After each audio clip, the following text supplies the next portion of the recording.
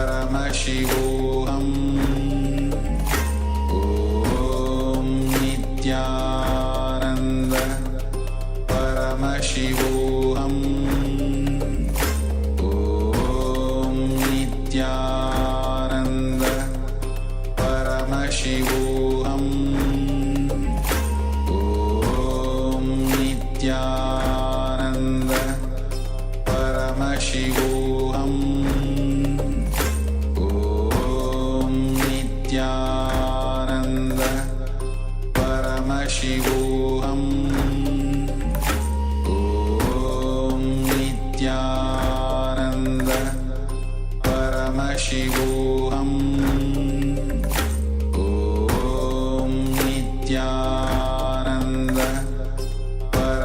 Paramashivoham Om Nityananda Paramashivoham.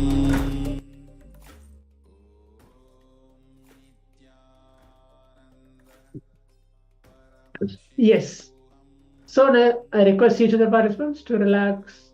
Please take off your eye bags. Please open your eyes. Yes, wonderful. Now let's take a moment to share what did each of the participants able to see. What did all of you saw in your third eye? Whatever, if you're able to see Swamiji, or if you're able to see the same thing again, you saw the same thing again what you saw in the previous round. Please type it out in the chat.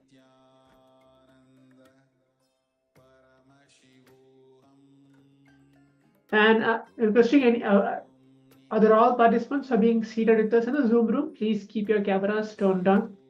Nityalingodhavan, Siavu, Zvivime, Wankali, Mahabhairava, Pini, please be on the camera.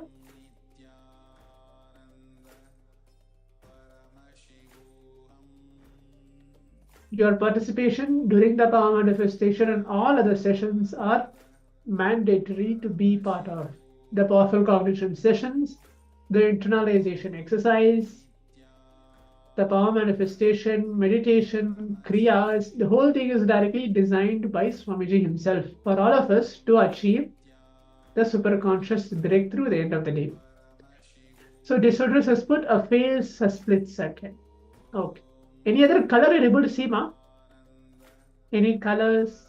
Okay. What about Ma Shukrindraananda? What did you able to see through your third eye?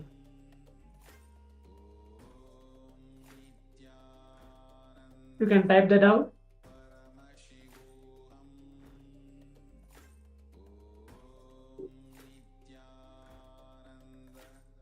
See, manifesting the power of third eye is not something what to tell. It's so difficult. We might have the cognition. It is difficult. It's not for me. Not at all like that. But once you start manifesting, once you are able to get a click. Yes, I'm able to do it. Then it actually manifests very beautifully. So Disorder is too short of time. Okay. So from next round onwards, we will increase the span of time. Not a problem at all. We will increase, keep it as for like 10 minutes or so that the participants are able to chant Mahavakya more and do. So I wasn't focusing, Acharya, I want to do something else first. Okay, but still when the power manifestation is happening, let's bring our attention to manifest the powers. Okay, let's bring our attention to manifest powers, so we manifest powers more and more. So now let's see what is the image which is there for all the participants.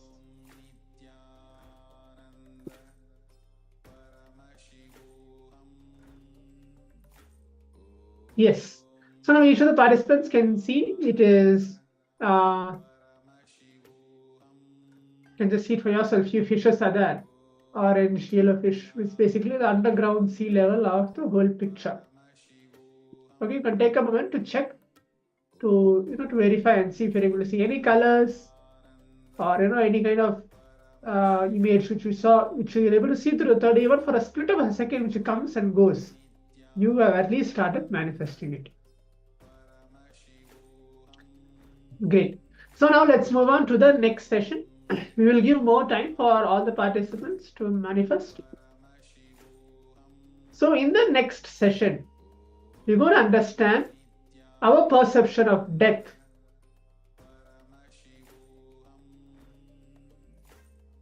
So we're going to understand our perception of death, where death defines our experience of life.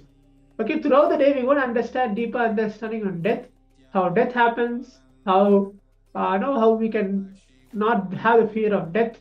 Everything will be directly revealed by the Supreme Point of Hinduism, and we're going to understand today until we receive the Bhagavan Kalabhairava's Darshan today. So let's take a moment, listen to the Satsang directly by Swami.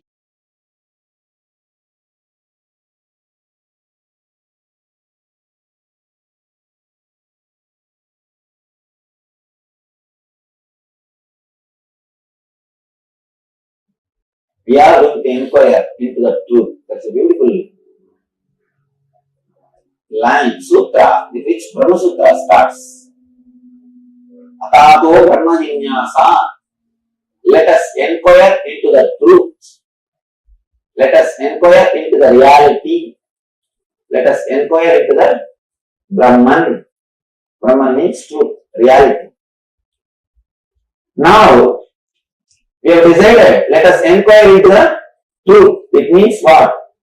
We will have the courage to work with the truth. We will have the intensity to go behind it. One more thing, truth is so dangerous. Please be very clear.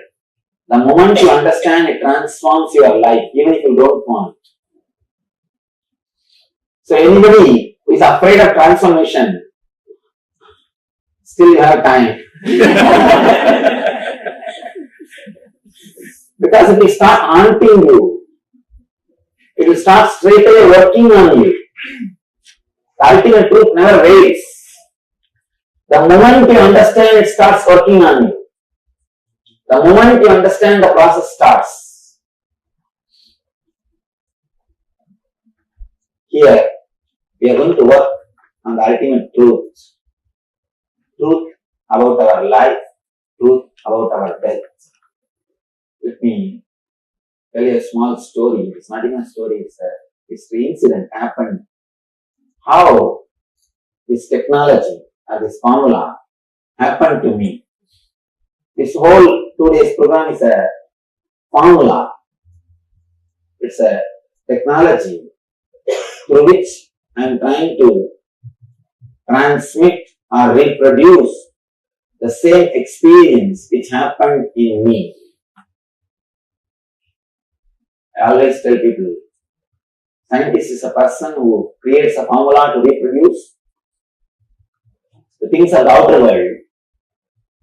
Master is a person who creates a formula to reproduce the experiences of the inner world. So this technology, of course,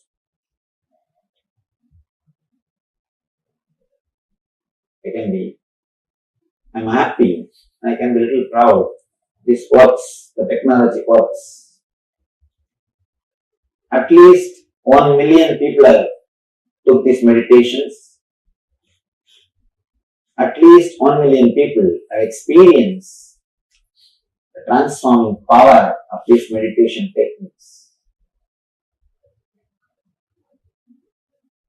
This technology to reproduce the same experience which happened in me. That's what I call Nithyananda Spurana. How this technology happened to me. How I designed. I was staying in Varanasi. Varanasi is a headquarters of Hinduism, practically. Every Hindu is expected to visit Varanasi at least once in his life. And every day floating population is 7 lakh, 700,000 people. Every day go inside the city and come out. 700,000 floating population. I was staying in Varanasi. There was an elderly monk, sannyasi, was sick. I was attending him. He was sick. I was taking care of him. Usually these sannyasis, they take care of the other swamis. Young swamis are expected to take care. The elderly swamis are sick. In North India, the whole tradition is alive. Somehow I don't know what happened to South. Anyhow, North, the whole thing is alive. I was taking care of him. That time, I can say unfortunately, I had to see one person dying in the ICU. I was in the ICU, intensive care unit. At the time I was not enlightened, but I could see how that soul is leaving the body. That suffering, that struggle I was able to see. First, the tremendous pain, the whole being was filled with pain, tremendous pain. It's like if you cut half an inch your finger, how much of pain you feel. This being is cut 6 feet long. Completely the being and the body is disconnected. The tremendous pain, I could feel very clearly what is happening there. What was happening there. The pain was too much. I thought that I should not stand there and see the whole scene. I wanted to escape. But I cannot run because the Swami, I have to take care of the Swami. Any moment he may pass away. He may die. So I have to take care of him. I have to stand there. Not only the pain, after a few moments, I saw suddenly the being fell into a coma, unconsciousness. Actually, coma is automatic painkiller mechanism. If the pain becomes too much, unbearable, automatically you fall in coma, so that your being is, at least your being doesn't feel the pain. Being has fallen into coma, unconscious state. The moment being fell into the unconscious state, the worst thing is all the samskaras, the engraved memory is open. See, as long as you are conscious, you can balance your mind and live. The moment you fall into the dream state, what happens? Simple those thoughts comes up and your dream is not under your control anymore. You are not the leader in your dream. Simply, a dog chases you in the dream, or elephant chases you, or a snake is trying to attack you. You don't dream, but you are not the master.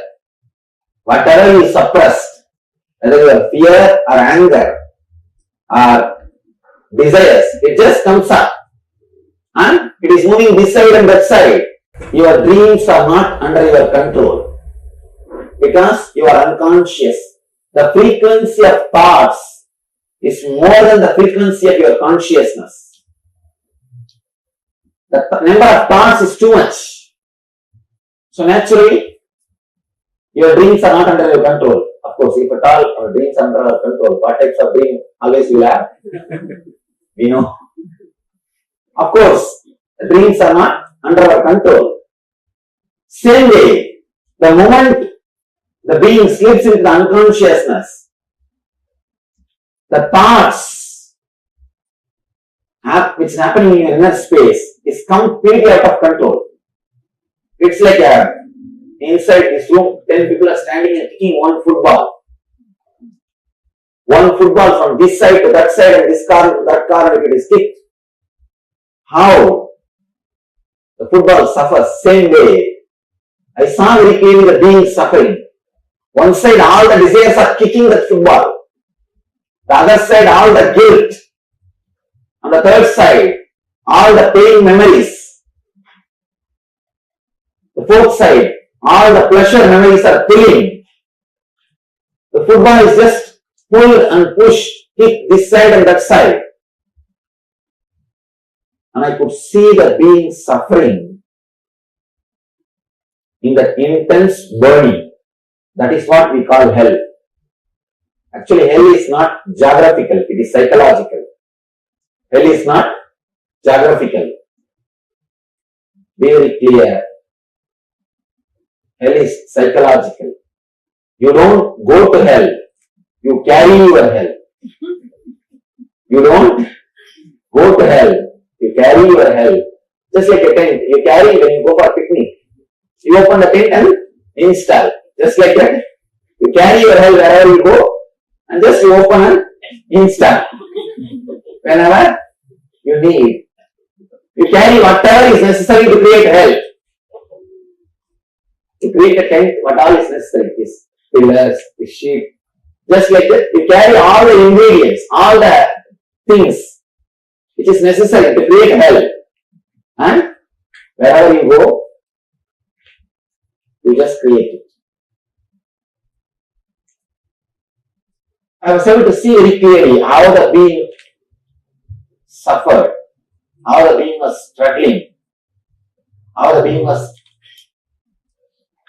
suffering to get out or to move into the path, into the next life. It was a tremendous suffering. One more thing. When you suffer too much, you will feel like time is not moving. Time is eternal. That is why we always say, hell is eternal hell. It is not chronologically eternal, but psychologically you will feel like time is not moving. You can see in your life. When you sit with somebody, some friend, with whom you feel connected or close, even if 10 hours passes, suddenly you realize, oh, what happened? How time passed. If you are sitting with somebody who is continuously boring you, with whom you don't feel comfortable, what will be every 10 minutes you see that? Watch. Every 10 minutes you think, watch stopped or what? Time is not moving. Time is psychological, it is not chronological. That is why in the Vedic system, the time is measured as kshana. Kshana means gap between one thought and the other thought. Gap between one thought and the other thought. If you can create gap between one thought and the other thought, little more gap. So if you can create more gap between one thought and the other thought, your kshana can be even 1 year. For a restless person, kshana is microsecond.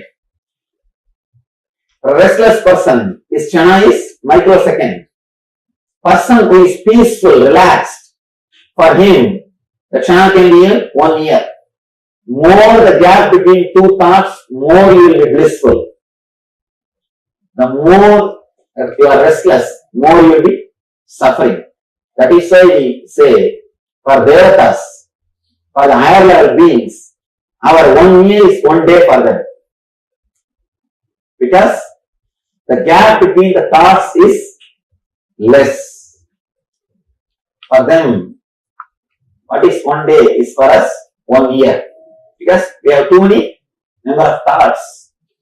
Their kshana is too big. Our kshana is too small. When I saw the being suffering, for me it looked like just few seconds. But for the being, it's eternal. Because whenever you suffer, you feel like time is not moving. Time is not moving. Anyhow, somehow the being firstly died, but that memory, the pain was there inside me continuously. It never disappeared.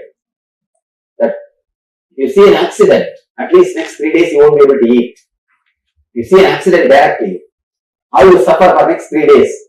Same way, I was suffering with that pain after seeing the whole thing. That sometimes, one side all the desires are kicking the football, the other side all the guilt, on the third side all the pain memories, the fourth side all the pleasure memories are pulling. The football is just pull and push, kick this side and that side. And I could see the being suffering in that intense burning. That is what we call hell. Actually, hell is not geographical, it is psychological. Hell is not geographical. Be very clear. Hell is psychological. You don't go to hell, you carry your hell. You don't go to hell, you carry your hell. Just like a tent, you carry when you go for a picnic. You open the tent and install. Just like that, you carry your hell wherever you go and just you open and install whenever you need. You carry whatever is necessary to create hell. To create a tent, what all is necessary is pillars, the sheep. Just like that, you carry all the ingredients, all the things which is necessary to create hell. And wherever you go, you just create it. I was able to see very clearly how the being suffered, how the being was struggling, how the being was suffering to get out or to move into the path, into the next life. It was a tremendous suffering. One more thing. When you suffer too much, you will feel like time is not moving. Time is eternal. That is why we always say, hell is eternal hell. It is not chronologically eternal, but psychologically you will feel like time is not moving. You can see in your life. When you sit with somebody, some friend, with whom you feel connected or close, even if 10 hours passes, suddenly you realize, oh, what happened? How time passed. If you are sitting with somebody who is continuously boring you, with whom you don't feel comfortable, what will be every 10 minutes you see the watch? Every 10 minutes you think, watch stopped or what? Time is not moving. Time is psychological, it is not chronological. That is why in the Vedic system, the time is measured as kshana. Kshana means gap between one thought and the other thought. Gap between one thought and the other thought. If you can create gap between one thought and the other thought, little more gap. See, if you can create more gap between one thought and the other thought, your kshana can be even 1 year. For a restless person, kshana is microsecond. For a restless person, his kshana is microsecond. Person who is peaceful, relaxed, for him, the kshana can be in 1 year. More the gap between two thoughts, more you will be blissful. The more you are restless, more you will be suffering. That is why we say, for devatas, for the higher level beings, our 1 year is 1 day for them. Because the gap between the thoughts is less. For them, what is 1 day is for us 1 year. Because we have too many number of thoughts. Their kshana is too big. Our kshana is too small. When I saw the being suffering, for me it looked like just few seconds. But for the being, it's eternal. Because whenever you suffer, you feel like time is not moving. Time is not moving. Anyhow, somehow the being firstly died, but that memory, the pain was there inside me continuously. It never disappeared. That if you see an accident, at least next 3 days you won't be able to eat. You see an accident directly, how you suffer for next 3 days. Same way, I was suffering with that pain after seeing the whole thing. That sometimes you don't get extraordinary powers, you are saved. Sometimes these extraordinary powers, they disturb you too much. And you will be able to see something, but you will not be able to help.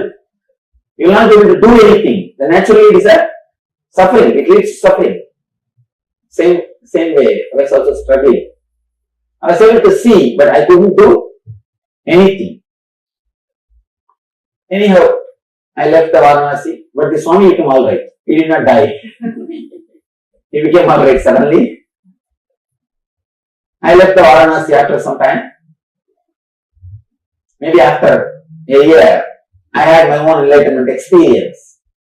After the experience, I came to South After 2 years, again once more, fortunately, I can say this time fortunately, I was there to attend one more death. Again I was healing one of our devotee in ICU, intensive care unit. I saw one person dying in the intensive care unit. This time, the moment he started dying, slowly the pain started happening. Immediately I just wanted to escape from that place because of last time memory. I just do not wanted to stay there. I just don't want to see one more death and carry a little more pain. But after a few seconds, I was able to see very clearly, instead of falling into unconsciousness, the soul fell into the superconsciousness. That being which was dying, instead of falling into unconsciousness, it fell into awareness. I was surprised. And just like how people ski in the snow, just like that the being started flowing from one layer to the other layer. It did not struggle, it did not suffer, it did not undergo any torture, it did not have any pain, it did not have any problem. Just smoothly, beautifully, the being flow, being moved from one level to other level. I was surprised. And not only that, he just disappeared into the bliss, into the ecstasy. I was surprised. I asked the family people. After a few hours, I slowly spoke to them. I asked them, is he a great meditator? Is he an enlightened soul? Because normally ordinary people can't die so peacefully. They said meditation. Why? They said that he is not even a religious person. He is not even a religious person. He is an atheist. I was surprised. How could this guy have such a peaceful, beautiful death? First thing, the other soul, first time when I saw the death, the soul was suffering and struggling. And this being, such a peaceful, beautiful death, how? Why? Why that soul has to struggle and the soul is so peaceful and blissful? For him, death is a blessing, so ecstatic. Why should this soul be so blissful and why should that being suffer, struggle so much? I was just surprised. I was shocked. I started contemplating. I started thinking, how? Why one soul should suffer, the other person, other being should peacefully pass away. After the contemplation or a deep meditation, the knowledge which descended on me, or knowledge which happened to me, or the technology which happened to me is this whole NSP. The Nithyananda Spurana is the knowledge or the formula which happened to me after the deep meditation of these two deaths. After the deep contemplation, this technology happened. The suffering is mainly caused by the samskaras, engraved memories, which takes over your being the moment you fall into unconsciousness. What happens in the dream state, the same thing happens in a wild way, in a much more intense way when you pass away. This technology will help you to remove the unnecessary samskaras which is engraved in your layers. You have 7 layers in you, 7 parts of your being. Physical layer is the body which you are using now, and the pranic layer is that all the prana flow. Flow of the prana. Prana is not exactly air. The word air cannot be the right word for prana. Prana is the energy which goes inside to air. Air is like a vehicle. Prana is the stuff which comes inside the vehicle. Prana is a parcel which is brought by the vehicle called air. Prana is a subtle air energy. Pranic body is the air circulation or the prana circulation which is happening inside you. The third, mental body. Mental body is the inner chattering which continuously happens in you. The fourth is etheric body. All your collected emotions is called etheric body. And fifth, causal body is the deep sleep.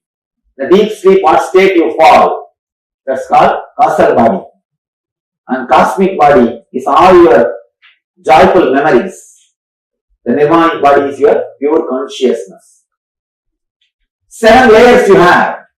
In all these 7 layers, so many unnecessary engraved memories, samskaras are inscribed. Only these samskaras continuously create more and more and more trouble for you. They continuously create more and more misunderstanding.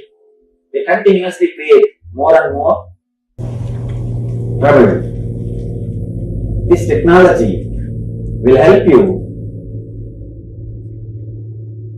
to get those engraved memories out, to make your inner space pure, to make your inner space clean.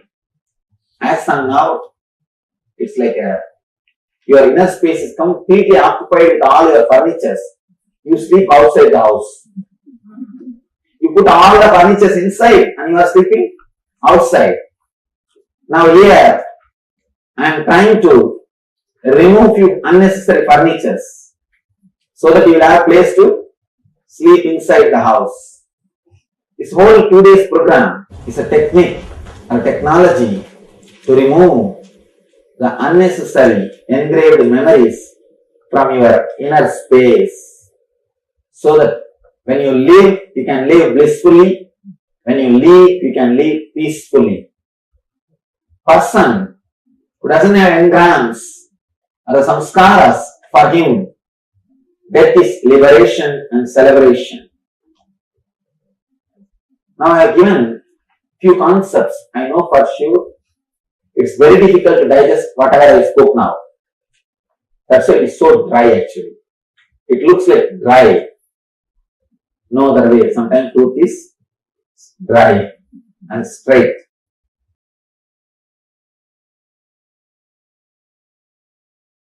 Listen. Every moment, the happening in you means your life. Listen carefully. Life. You may be marching towards your goal to achieve something in the outer world or inner world, or you may be just confused and stuck. Whatever. But life is happening to you. Please understand, even feeling confused and getting stuck is life happening. Sometimes people feel, you are not even letting us live in confusion and depression a little bit. Understand? Even confusion and feeling stuck is life happening. Life happening. So, in this happening of life, whenever you change the game, like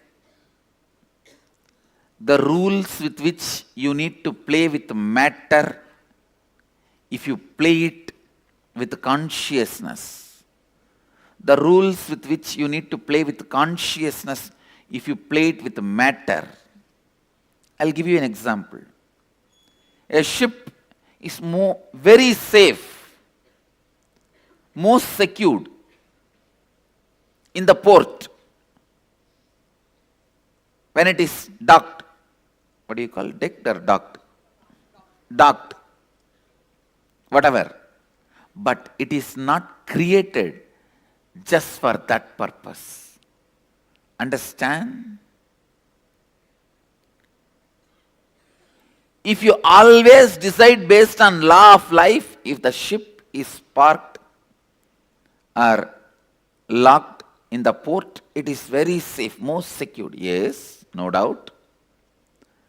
But the purpose of ship is not just being docked in the port. Law of life is only teaching about the most secure things. Flow of life is exciting, adventurous, innovating, opening up different possibilities.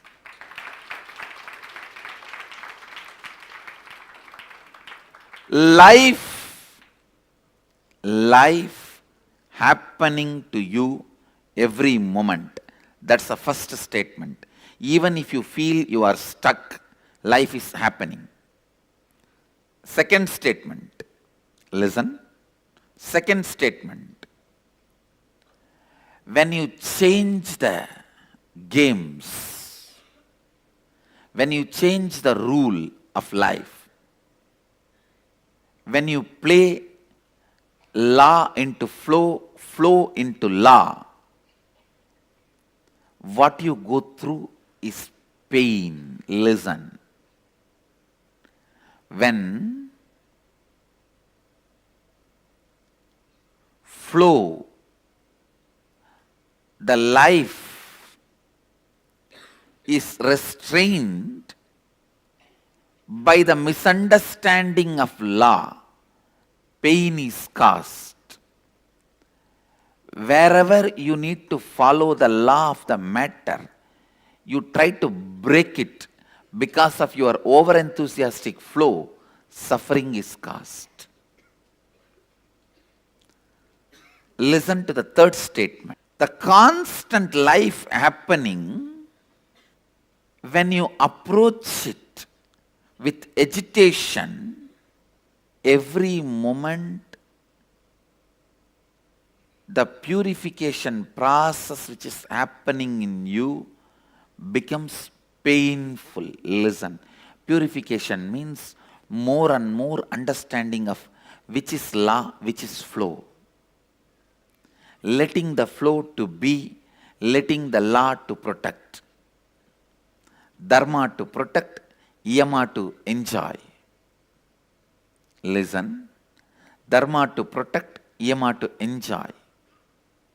Bringing more and more understanding about yama and dharma is life, and that process is constant death and constant rebirth. Understand? This is one of the important prayer you should carry in your heart.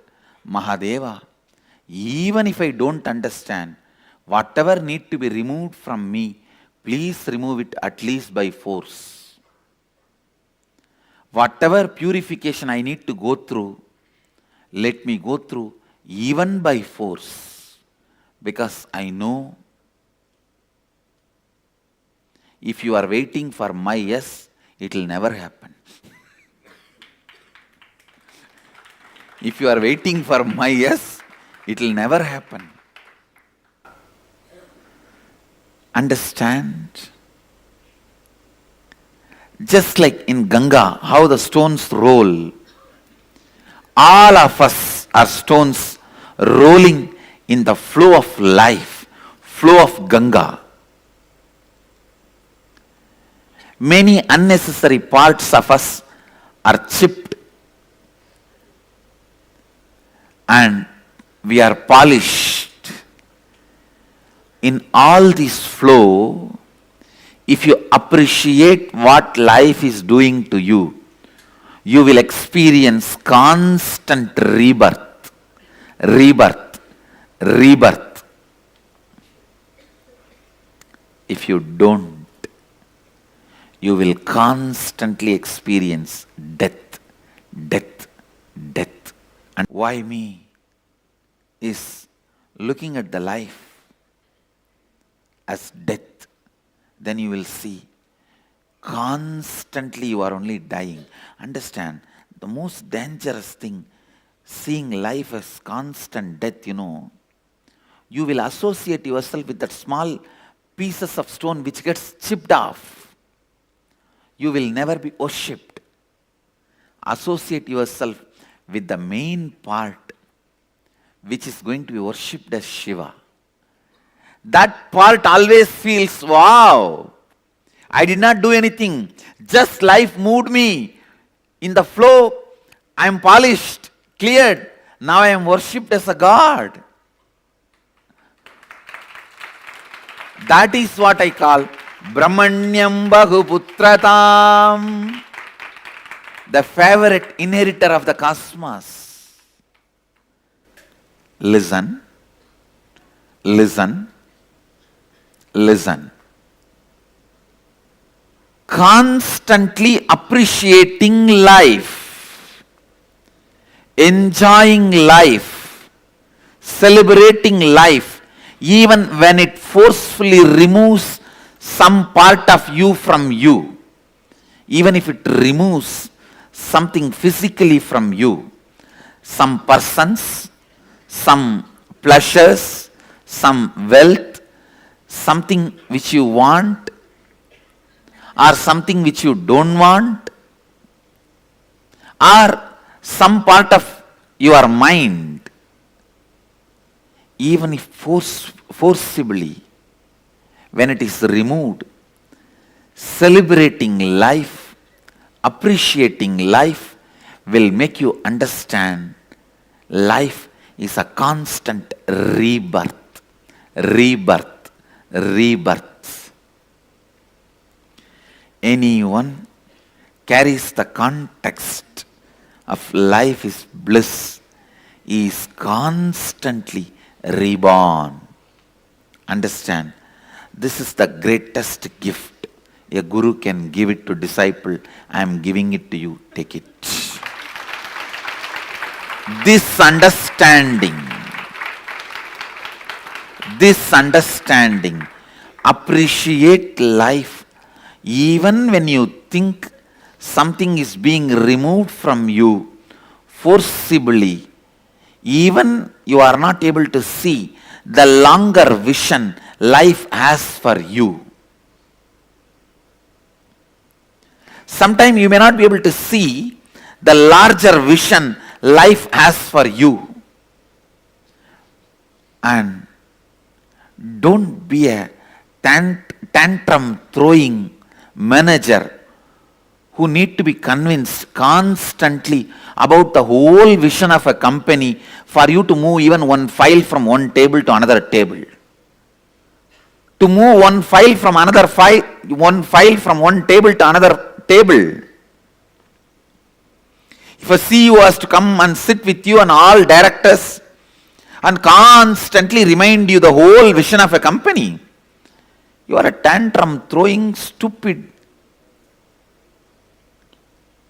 Maybe once or twice this can be done. After a few days, they only have to decide to carry on without you being part of them. You are forcing that. Same way, even with life, don't drop the context again and again. Throw tantrum. Don't miss the vision of larger vision of life again and again and throw tantrum. Your tantrums with the life are not going to be responded in any way. Come up, retain, remain with the larger vision of life and appreciate what is being done to you every moment. Many things which you yourself may not renounce is getting renounced, taken away forcibly. Many polishing which you may not do it on your own is getting done naturally. It is all finally for you to be worshipped as Shivalinga. The receiver of the worship is you. I tell you, man who celebrates life is worshipped. Man who is constantly complaining is worshipping. Who constantly complains, why me, why me, why me? Who constantly feels life is a death happening, death happening, death happening, suffocates himself, sees life only as death, who understands constantly life is rebirth, rebirth, rebirth, rebirth, rebirth, rebirth. Whoever feels constantly life is a rebirth, celebrates life and feels as the favorite inheritor of the cosmos, Brahmanyam Bahuputratam. Brahmanyam Bahuputratam. You have to constantly keep yourself in bliss and carry this context of life is a constant rebirth, not death. You have no right to feel suffering. You are not that small part which is getting chiseled. You are the bigger part which is getting polished. You are not the small part which is getting chiseled, chipped off. You are the bigger part which is getting polished. If you feel you are the small part which is getting chipped off, why me? Why me? Why me? If you feel you are the larger part which is getting polished, wow, wow me, wow me, wow me. Wow, it's me. Wow, it's me.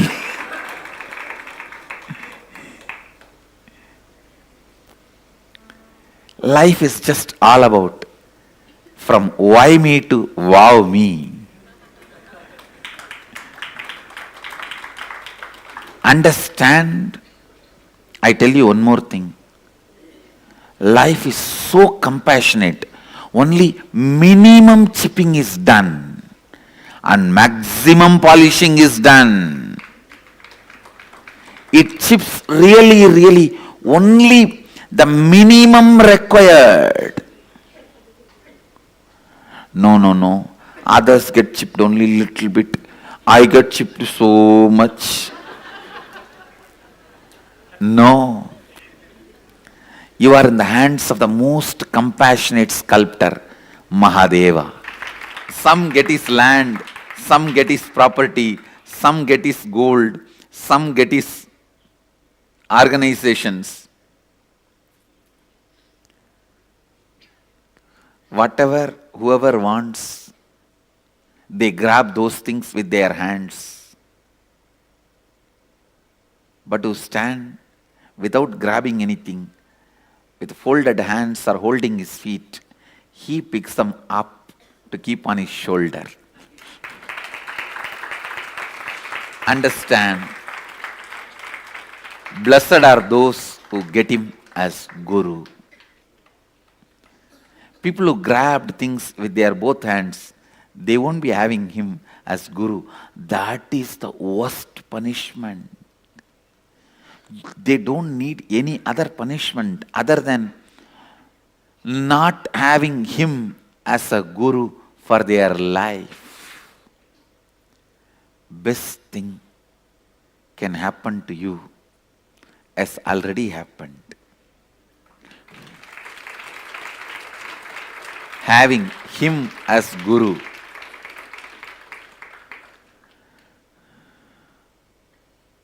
Listen. The conclusion statement I am making is actually the same as first statement, but step by step I have presented how constant death and constant rebirth is perceived by different mental setup. Whoever feels negative with the life feels constant death is happening. Whoever looks at the life with understanding and reverence will feel constant birth is happening.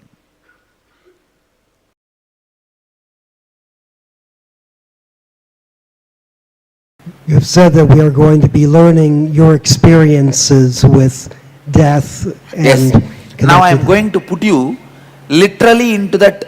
Whatever can happen to your psychology due to death will be happening to you now. So you will not be physically dying.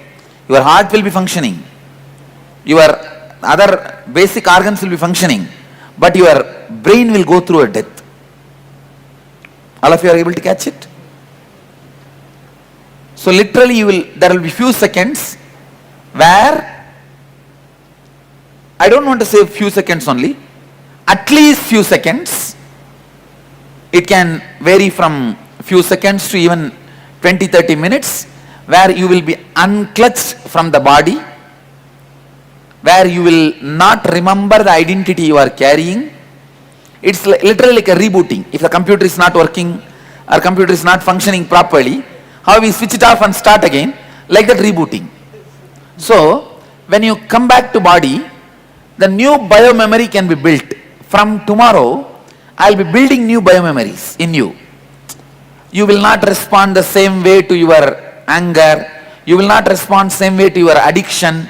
You will not respond same way to your desire. You will not respond same way to your fear. The rebooting and rebuilding process starts. the way you describe it sounds a lot like our dreaming, where we're, I can say, you see, in a way it is a conscious treatment, that's all. To tell you honestly. See, your involvement is only more like a cooperation. It is more from my side. Reason, things look so simple, but when you go out, the transformation looks so huge, so overwhelming. Yes. So that was such a wonderful, powerful session for the Supreme Pontiff of Hinduism on the perception of death. So before we enter into the internalization exercise, can all the participants share something? What did they understand from the session?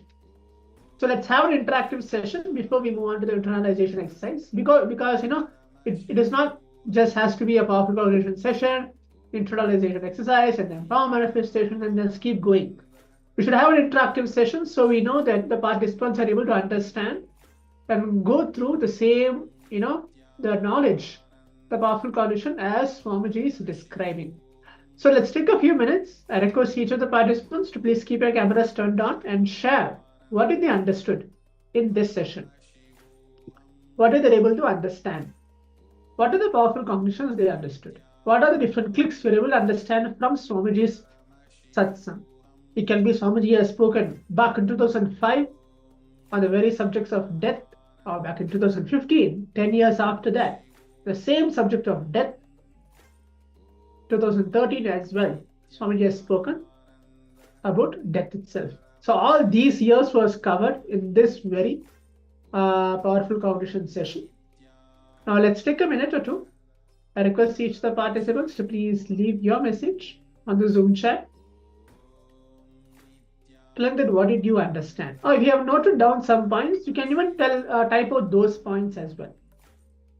Not a problem. It does not need to be exactly verbatim what Swamiji has spoken. What did you understand?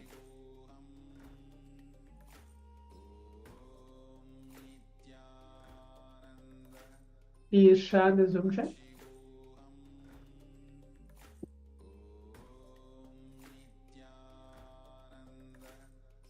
Siabo, Wankaili, Disorders, Yonanji, Ma Shukrendrananda Singh He, Lili Ziao Iris.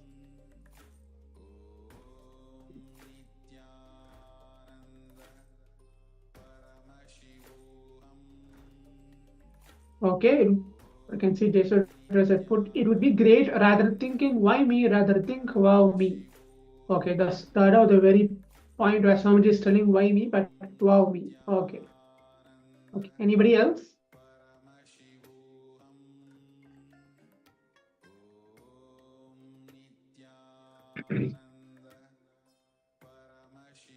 Life is continuous and should stay aware during death process. Okay, please keep your camera turned on. I am seeing here. Please keep your camera turned on so that we know that you are completely participating. You are driving. If you are driving, then it's fine, but please give your participation also. In the meantime. Any other participant?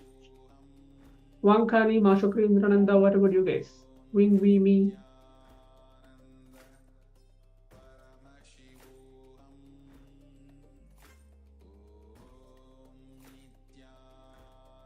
Yes, Swamiji has said that you are in the hand of the great sculptor. Wonderful. Okay, in the meantime, as the participants sharing, let's move on to the internalization exercise. So now we are entering into the internalization exercise. Means internalizing the powerful truths, the great truths that Swamiji is revealing. On your perception of death defines your experience. So the movement of prana in the state of waking state, dream state, and deep sleep state. How the prana moves in all these three states, let's look into it. Now the prana moves, functions, and stays in the Agya chakra when you are in the waking state. Means the current state, when you are in the waking state, in this state, the prana moves and stays and functions in the Agya chakra. When you are in the dream state, it moves around the neck, around the Vishuddhi chakra. When you are in the deep sleep state, where neither your eye is there nor the thought is there, then it moves around the Anahata chakra, which is the heart center. Now with the help of I'll be going to project the diagram, just a diagram of the picture of chakras. So with the help of this diagram, just draw the prana life energy movement. This is the self-awareness chart so you become aware of your state of consciousness. So let's take few seconds or few moments as you do.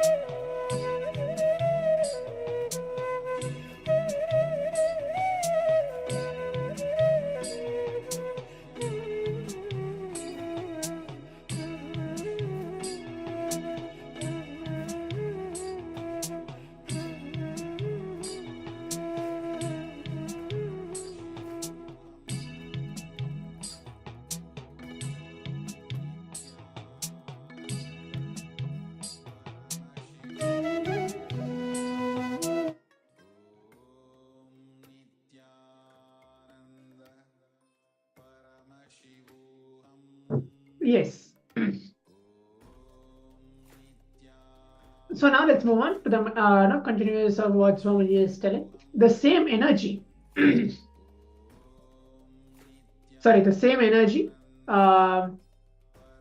which manifests itself as a cosmic explosion, constantly keeps exploding and manifesting within your body. Merged with your awareness with a meeting point of inhaling and exhaling breaths, the confluence of the powerful space and the powerless space. So when the inhaled air goes out, it will be filled with energy, and your awareness as a whole will vibrate. One can touch and feel life energy. The place where the exhaled air returns will be totally vacated. One can touch and feel death itself. When the inhaled air comes in, one can touch and feel life. And when the exhaled air returns, one can touch death. If one can merge our awareness with both these meeting points, we can experience within ourselves both the cosmic explosion and the cosmic dissolution. The moment you experience the cosmic explosion and cosmic dissolution happening within you, you transform yourself as the universal energy. Yes, so this technique has two parts. One that you do when you fall asleep, when you're lying in your bed. And second one is when you do whenever you can remember during the whole day. The first one will create more energy. To do the second part and vice versa, they are complementary to each other itself. So when you lie down before falling asleep, just remember area near Angya Chakra or the third eye or the center of the forehead. Do not concentrate. You don't have to concentrate. If you focus yourself, if you start concentrating, your sleep will be disturbed and you will have the headache. So do not focus, do not concentrate. Just remember that area in a relaxed way. Just remember in a relaxed way. The way you look at a flower, how when you're looking at the flower, you are in such a totally relaxed mode.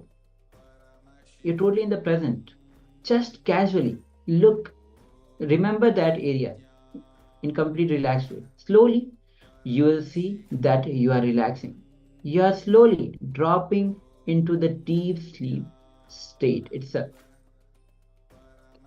Okay, so now just be aware of this moment, your deep sleep. That is enough. The first moment, you may feel that you're not falling asleep at all and that your sleep is getting delayed by 10 or 15 minutes. Don't bother about it. Just be aware of the prana movement in the Agnya Chakra. So now let's practice these both for next, 15 to 20 minutes. Let's practice this, but do it sincerely. I'm going to project the instructions as well for you on your screen, so you can look at it yourself. Yes. So now when you lie down before falling asleep, just remember the area near the Agnya Chakra or the third eye, the center of your forehead. Do that first. Do not concentrate. Do not force yourself. As mentioned, if you concentrate on forcing yourself, your sleep or the concentration which you are having will be completely disturbed. You will have a minor headache which will start happening. Just remember that area in a very relaxed way. The way how you look at a flower, the way how you look at a rose, just very casually. Slowly you will see that you are relaxing, you're slowly dropping into the deep sleep state. Let's do this for the next few minutes, and then let's see what other participants are able to experience.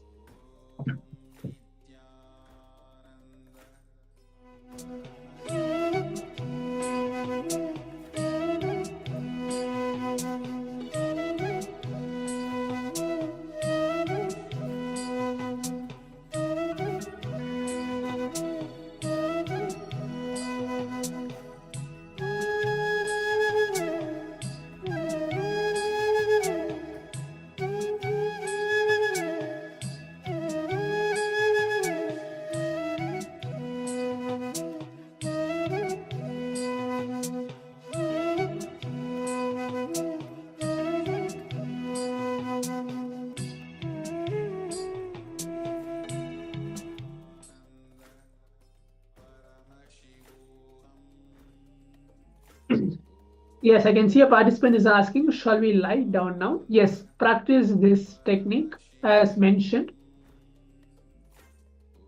But do not just fall asleep completely for next 30 minutes or so. You have to still be in the session. But just practice as what Swamiji mentioned. But in the meantime, if the participant have something to ask in between here and there, please leave a message like this so we can answer and guide you step by step. Thank you.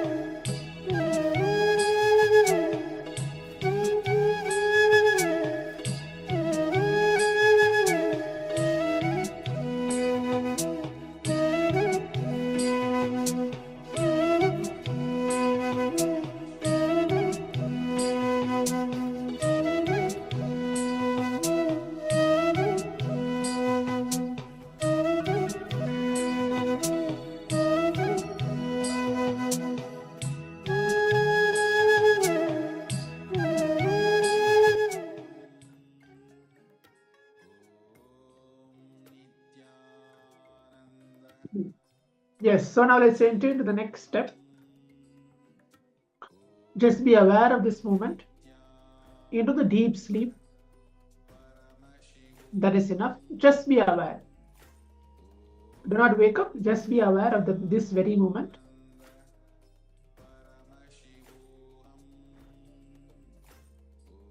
Just be aware of this prana movement happening in your Agnya chakra. You can see a participant has left a message. Sharya, in the previous video clip's name is Q&A on death. Swamiji was talking about the death meditation process. He says it is almost like reboot. So from the next day, I can rebuild your biomemories so that you will not respond to your this at the same way as before. It's very interesting. I want to share this. Wonderful. Yes. So now let's continue this process.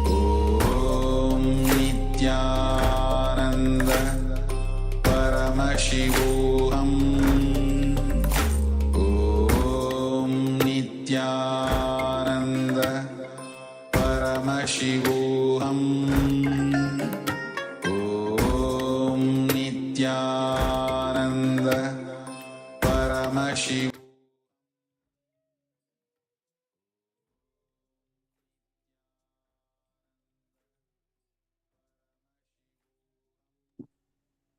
Yes. So I request each of the participants to relax. Please open your eyes. Please take off your eye bands. Please open your eyes. Okay. Please open your eyes. And now type out what each of the participants are able to see in this round. What each of the participants are able to see through your third eye. What did Swamiji show to each one of us? Please type out your answers. Chinyu, it's better if you can type in English. I think you typed in Chinese as well.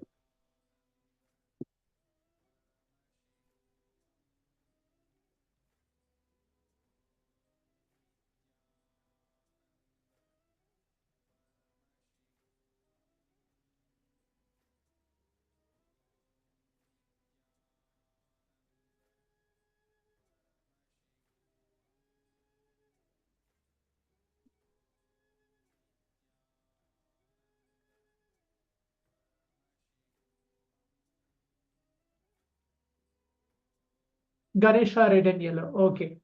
Shukrindarananda, thank you. Ganesha, red and yellow. Okay. Deeksha, Nityananda, NG, giraffe, white, red, dot, leaf, water, high, place. Wonderful. Okay, now let's see the picture. What is actually there? What is actually projected? Okay. As you can see, it's the picture of Ganesha. Okay. You can call it as elephant god. That also is wonderful. There is red is also there, yellow is also there. So wonderful. I think you got it almost 95%. I think 100% it's correct. White is there, red is there. Leaf is also there. NG. Leaf is there. Water is there. Wonderful. Giraffe is not there, but white color is there, red is there, dot is there, leaf is there. Wonderful. Great.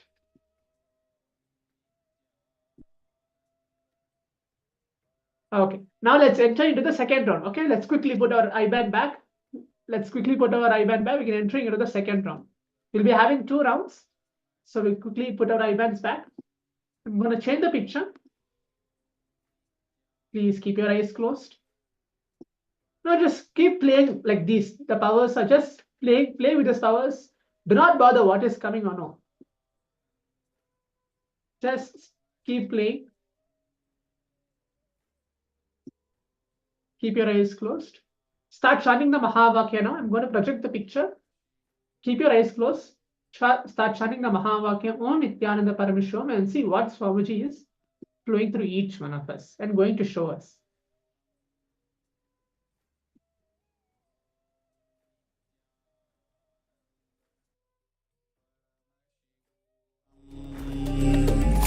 Om Nityananda Paramashivham. Om Nityananda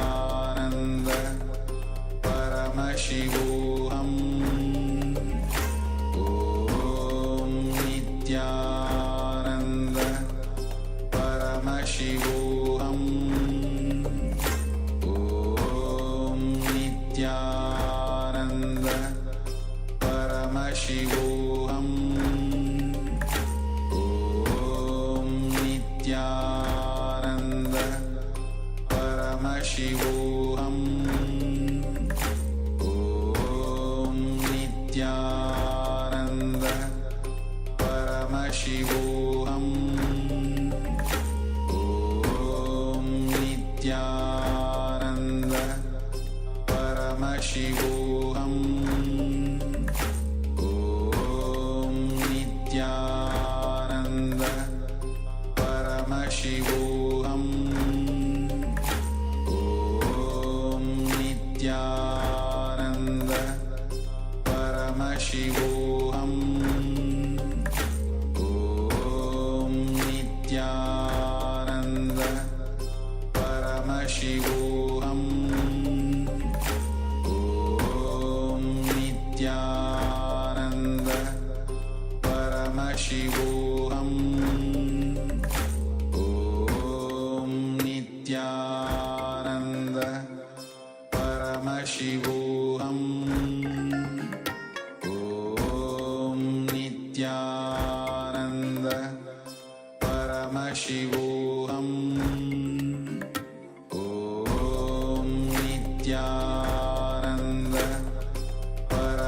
Paramashivoham Om Nityananda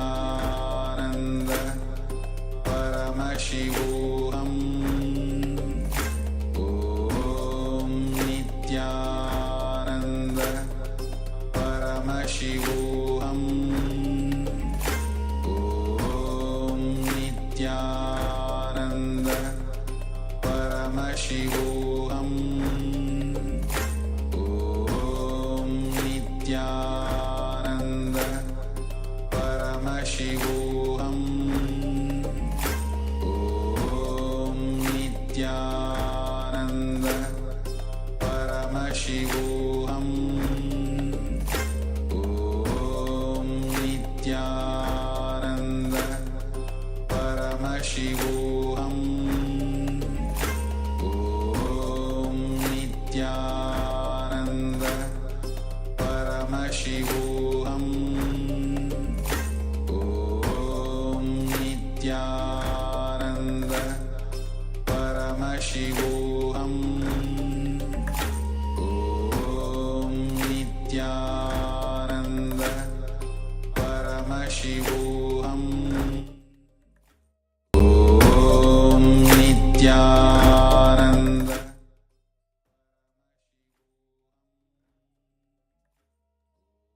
Yes. So now I request each of the participants to please relax, take off your eye bands, please open your eyes. The final round is completed. Please open your eyes. Yes. Now again, take a moment to share on the chat what did each of the participants were able to see. Okay, I can see a new participant, James Nipo Tree, a man dancing. Okay.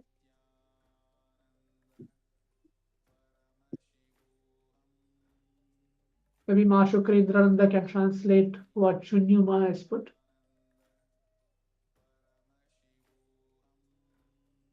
Peacock, green and blue. Wonderful. Desert dress, nothing, not a problem. Anyone else? Whatever you're able to see. If you're able to see even 5-6 things at the same time, type out all those 5-6 things itself. Yora's put whales, kind of like a boat. Okay. Okay. So now let's go ahead and see the picture. Let's see what is the actual picture. Now, as you can see, the picture is peacock. Okay, I think Chunyuma has got both rounds correct. First round and the second round as well. Peacock, green and blue. Green and blue both is also there. Yes, wonderful. You can again give a clap or congratulate yourself that you are manifesting at least pictures. Wonderful. So it's peacock, which is green and blue. So you can congratulate yourself, telling that you are manifesting and Swamiji is manifesting through each one of us, especially you, Ma. Wonderful. So we're going to have more and more like these kind of rounds, two rounds at the end of every session. Okay. So now, for all the participants, let's take a moment. You can go, if you want to drink a water or something, you can keep refresh yourself, because we're going to move on to the next session, listening directly from the Supreme Pontiff of Hinduism. It's going to be quite a long session. How to overcome the fear of death. Okay. How to overcome the fear of death. Swamiji is going to answer everything, answer all the fundamental questions which each one of us have, how to overcome the fear of death, and make sure that we, experience the space of death completely, free of the space of death, or whatever fear we have, whatever, maybe when we are small, we may gotten scared of death or something like that. Whatever the fear of death are we carrying till now, we're going to break everything right now in this session. So please give a complete listening to this powerful satsang from Swamiji himself.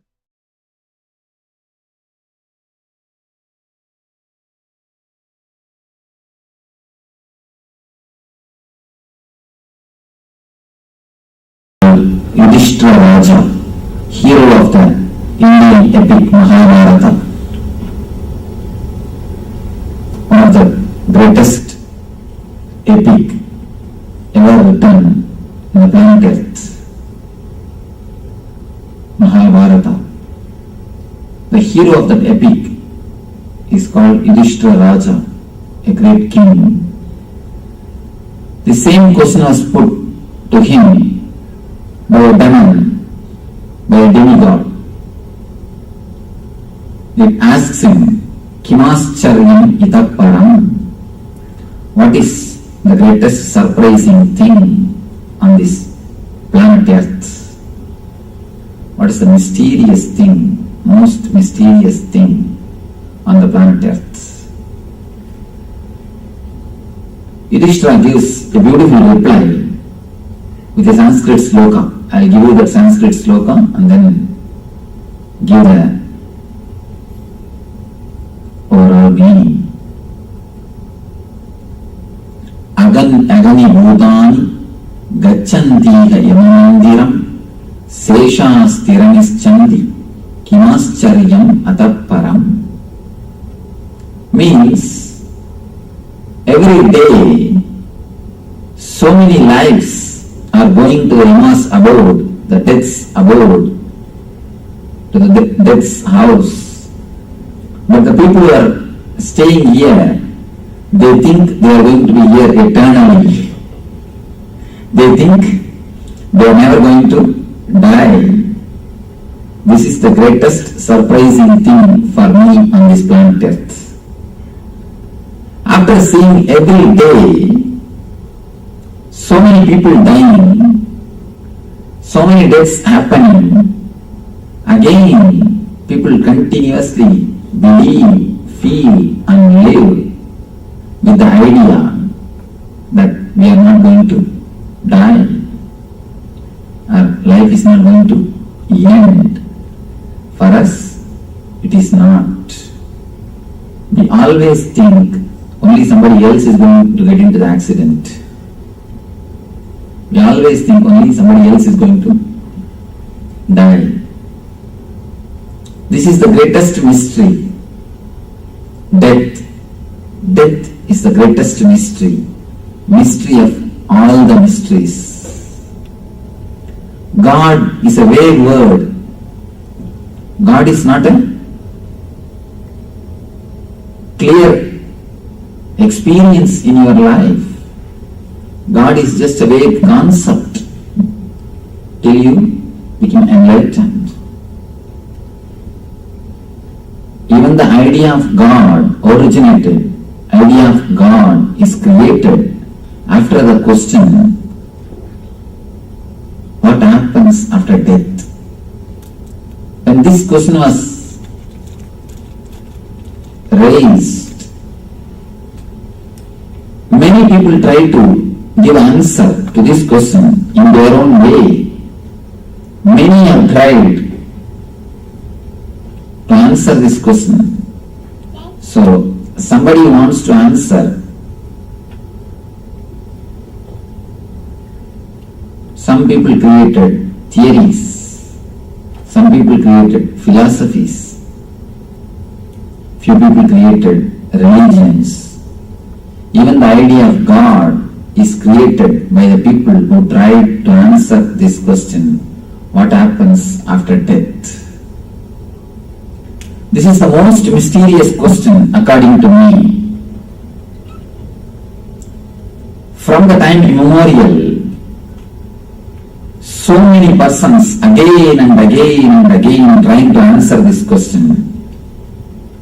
Every person who tried to answer this question created a new religion, new cult, new sect. All the religions are born out of this one question. What happens after death? What is actually happening at the time of death?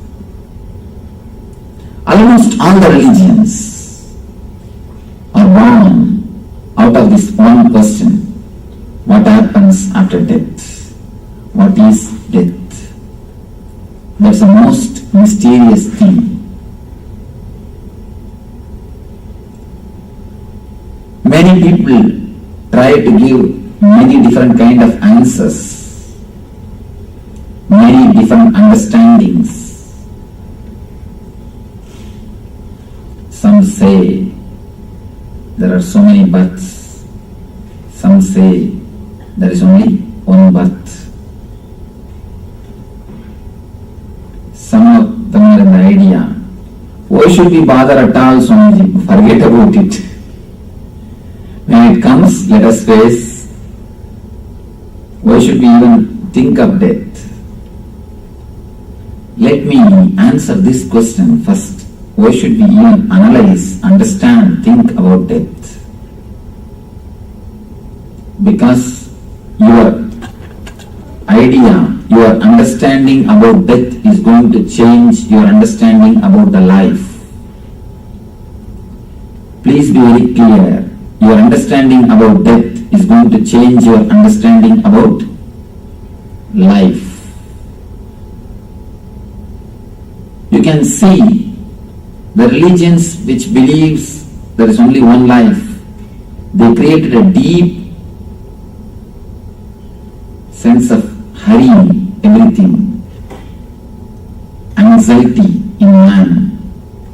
All the Western religions, they believe only one life. That is why they wanted to take the maximum juice out of this life. You have to enjoy whatever you want to enjoy in the 70-year span. You can't miss. If you miss, you miss it. So you are not allowed to rest, to relax. Continuously, you have to finish what you want to finish.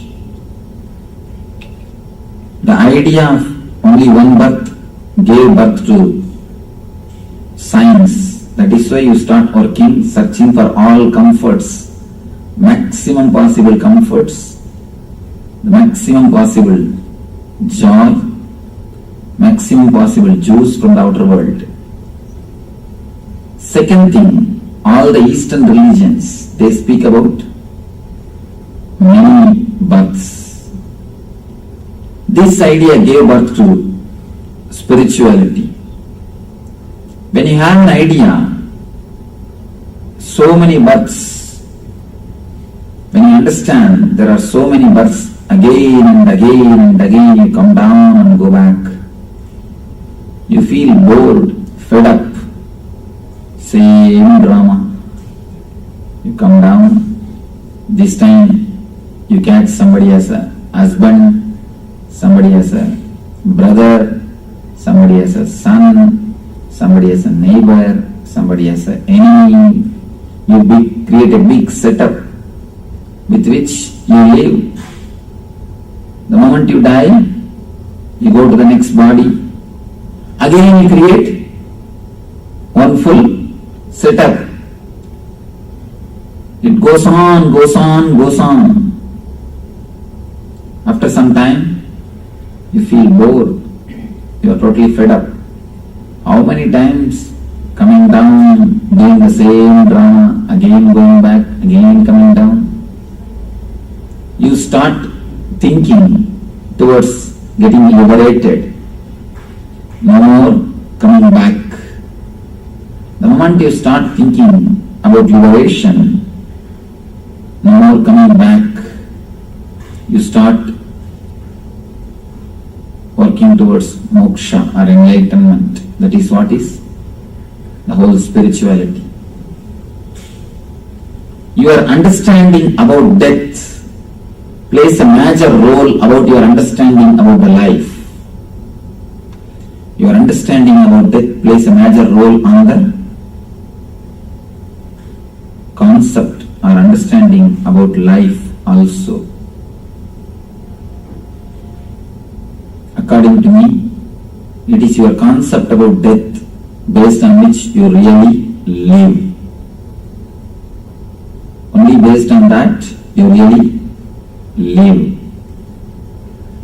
Now, let us enter into this mystery of mysteries, the most mysterious thing of the life,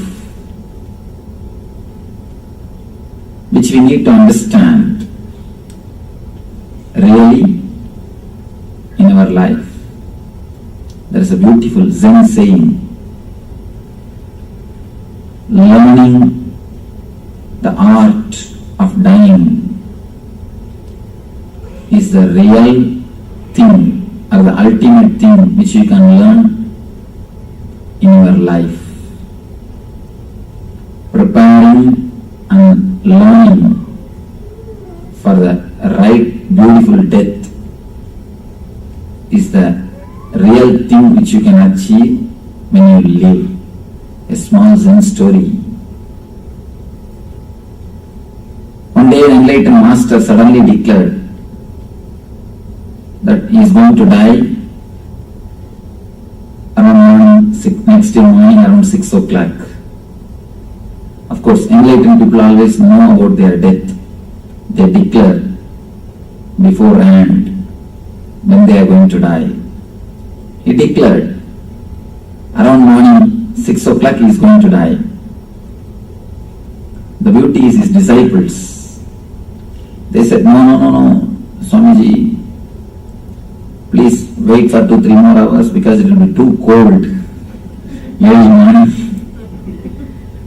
Why don't you wait for a few hours so that we can prepare for your body getting burned or whatever, all the last rituals. He said, all right, what is there? He said, okay, and told the disciples that he will pass away around 12 o'clock. When exactly clock struck 12, he greeted them all and hands dropped by themselves. He left the body. Your understanding about death plays a major role about your understanding about the life. Your understanding about death plays a major role on the concept or understanding about life also. According to me, it is your concept about death based on which you really live. Only based on that you really live. Now, let us enter into this mystery of mysteries, the most mysterious thing of the life, which we need to understand really in our life. There is a beautiful Zen saying, learning the art of dying is the real thing or the ultimate thing which you can learn in your life. Preparing and learning for the right beautiful death is the real thing which you can achieve when you live. Now let us look into the mystery of death, which is the greatest mystery. Can anybody speak about death? There is a proverb in Camel. Nobody can speak because who has seen has never come back. Who has come back has never seen. So, unless you see, you can't speak. But the man who has seen never comes back. Nobody else can speak about death except an enlightened man. An enlightened man is authorized because he is already dead. He has underwent the death experience. Unless you undergo the death experience, you can never become liberated. You can never become enlightened. Except enlightened man, nobody else can speak about death.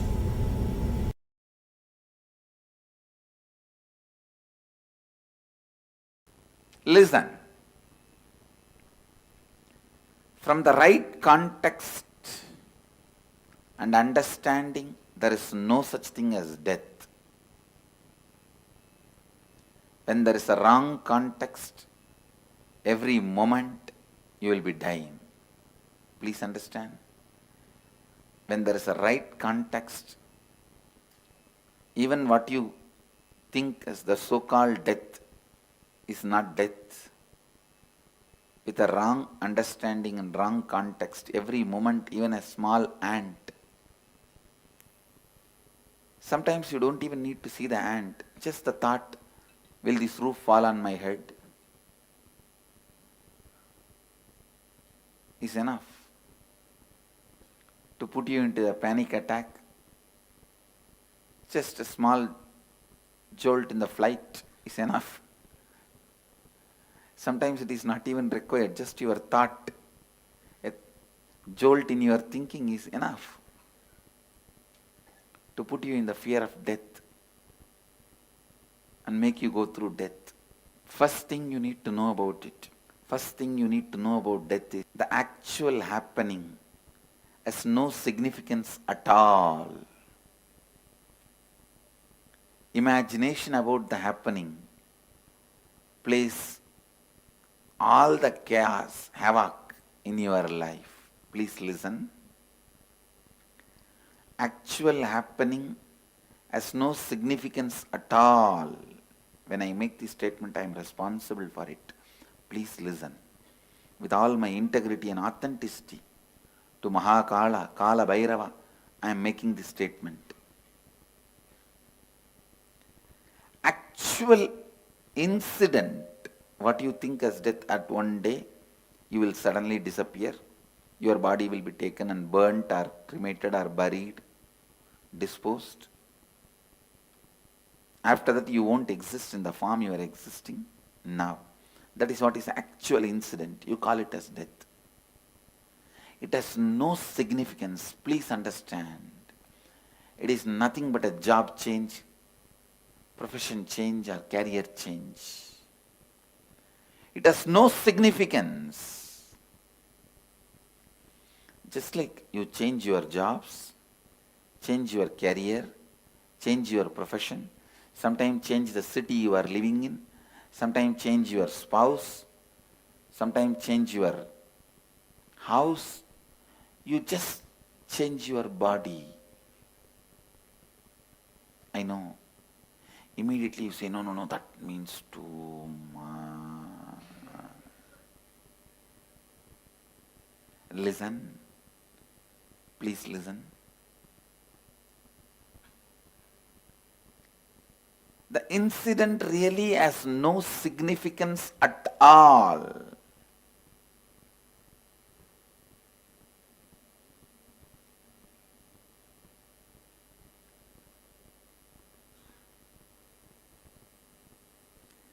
Changing your body happens so regularly in your life, it has no significance.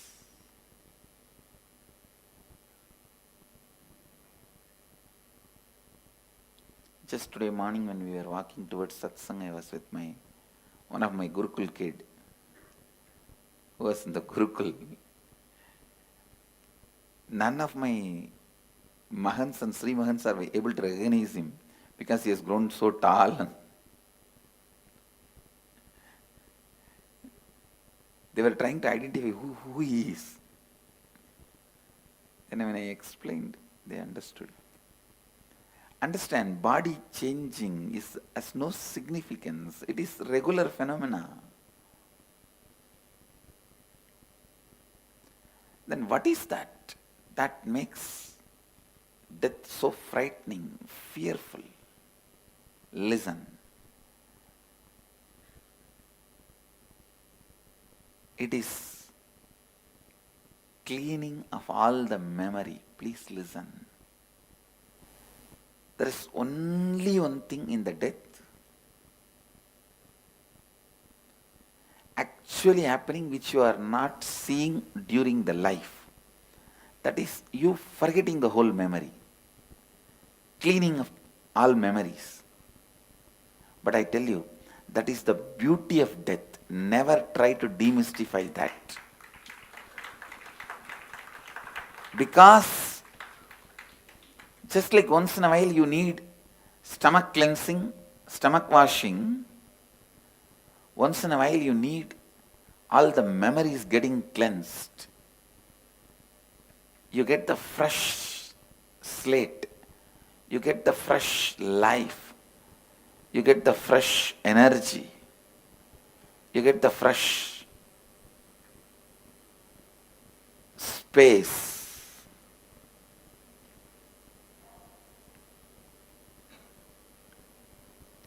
Actually, one of the most powerful blessing from Mahadeva, Mahakala is helping you to forget all those incompletions, the pain,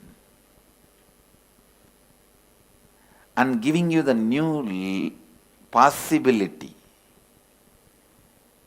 But unfortunately, some of the greatest blessings you make it as a worst curse by getting frightened about it, by not having the right understanding about it, by not having the right intelligence about it.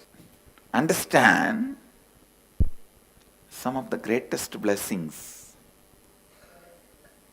when the understanding is not there, can be turned into frightening curse. That is really, I can say that fear of death is the height of the human stupidity. Human beings have done so many stupid things. One, cleaning up these jungles, abusing the planet Earth by drilling and fracking,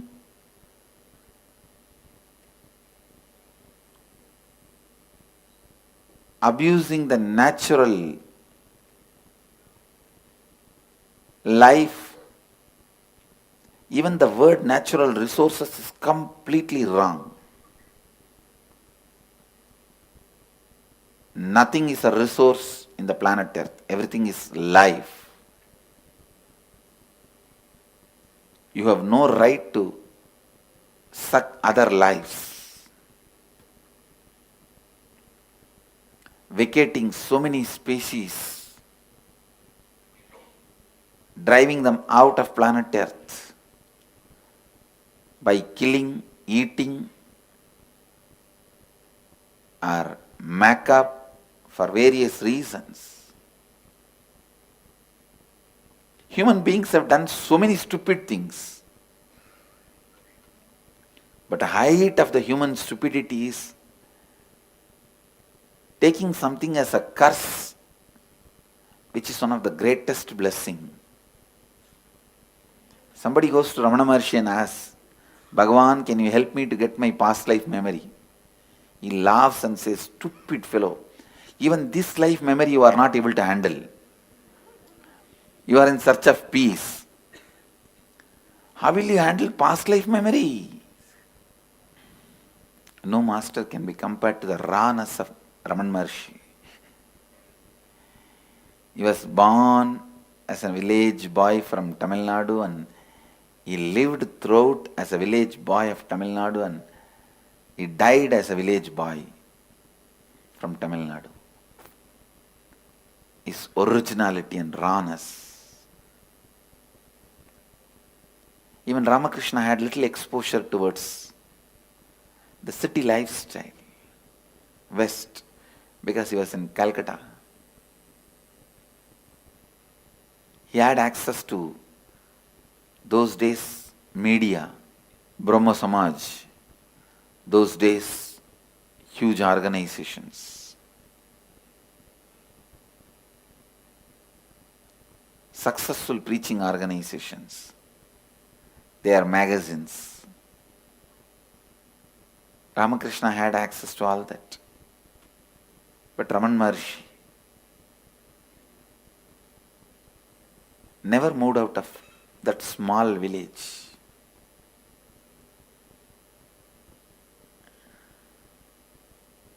Which had only population of only in few thousand.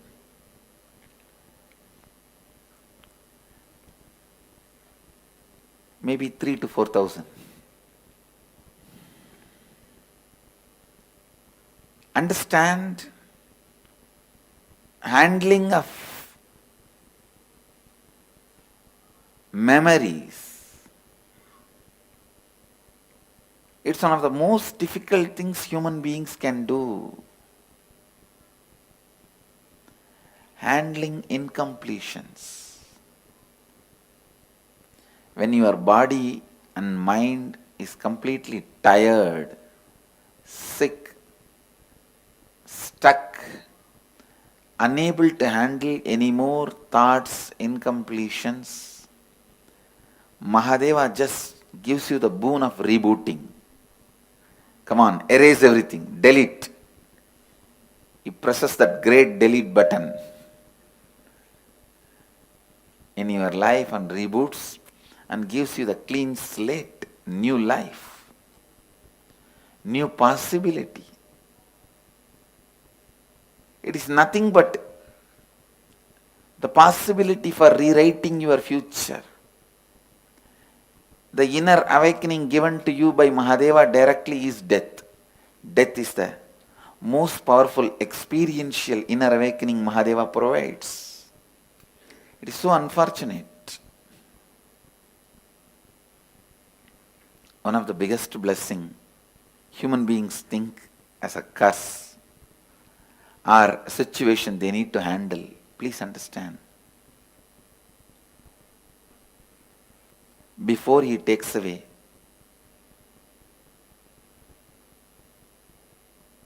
water jug from your house, he brings Ganga to your house.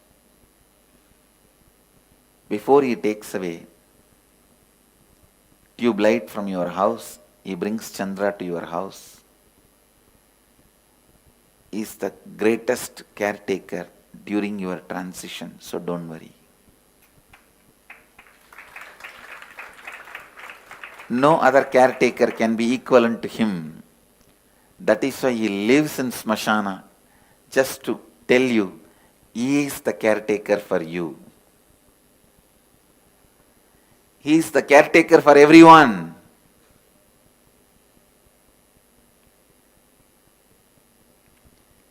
He is the greatest caretaker attending to all the beings in the transition. Actually, if you leave $1 million wealth and die, don't worry, you will just be born in a family where you have at least $1 million worth.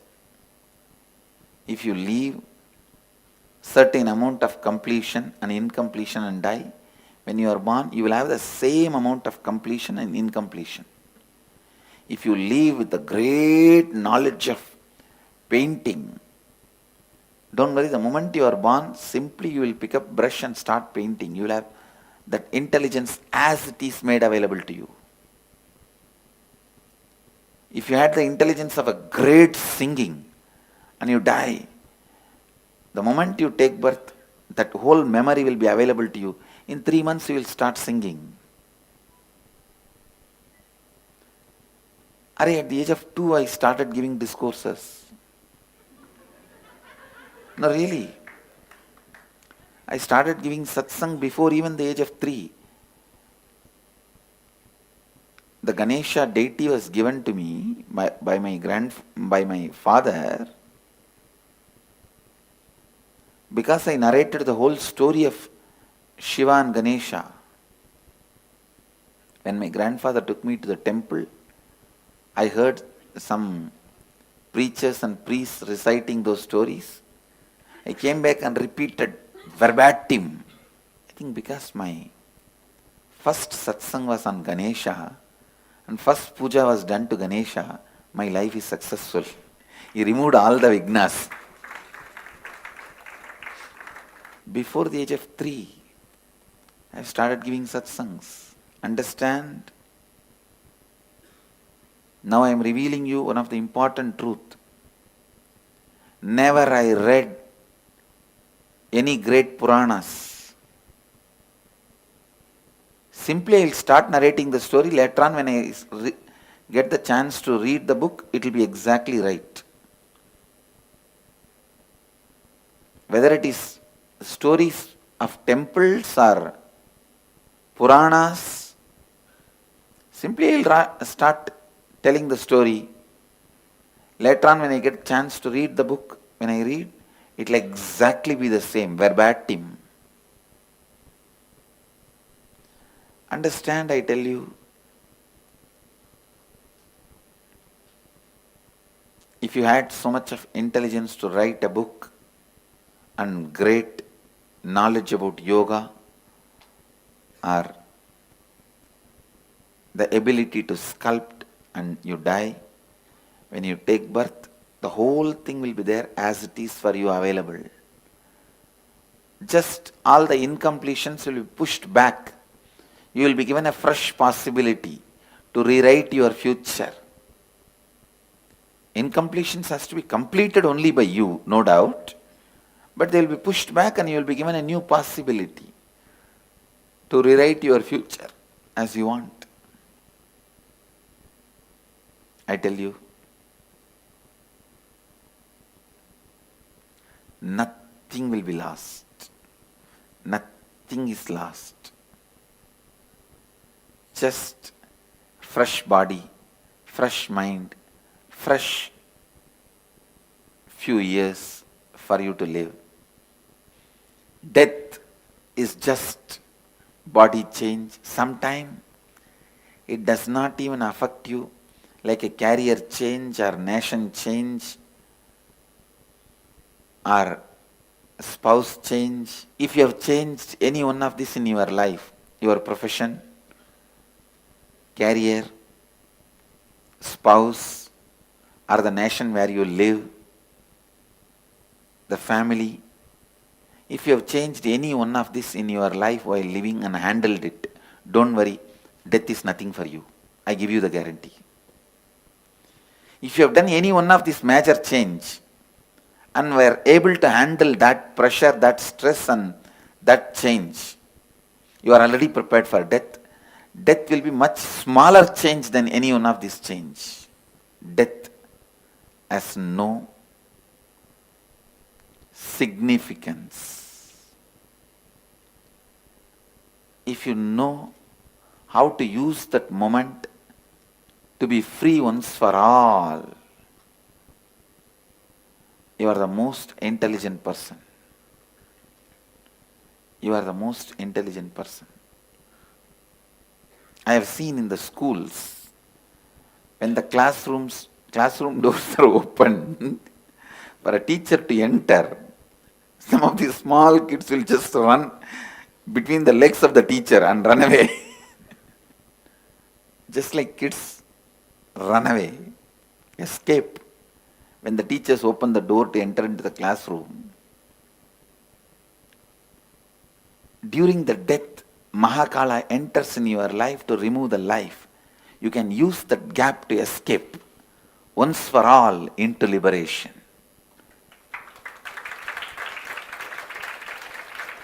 See, for death to happen, you need just two things. The door which is opened and the presence of Mahakala. Both happens during every death. With the right context, you can just escape. Even a small great stream can pollute the lake. Understand? Time makes an important decision about the levels of your desire and fear.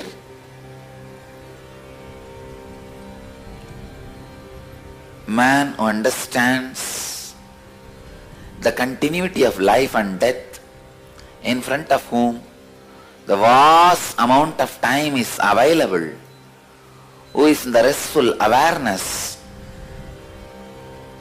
with the understanding the vast time is available in front of them, who is not driven by the concept of losing time, is Kalabhairava. When you relax in the restful awareness of the vast time is available in front of you, time becomes your friend.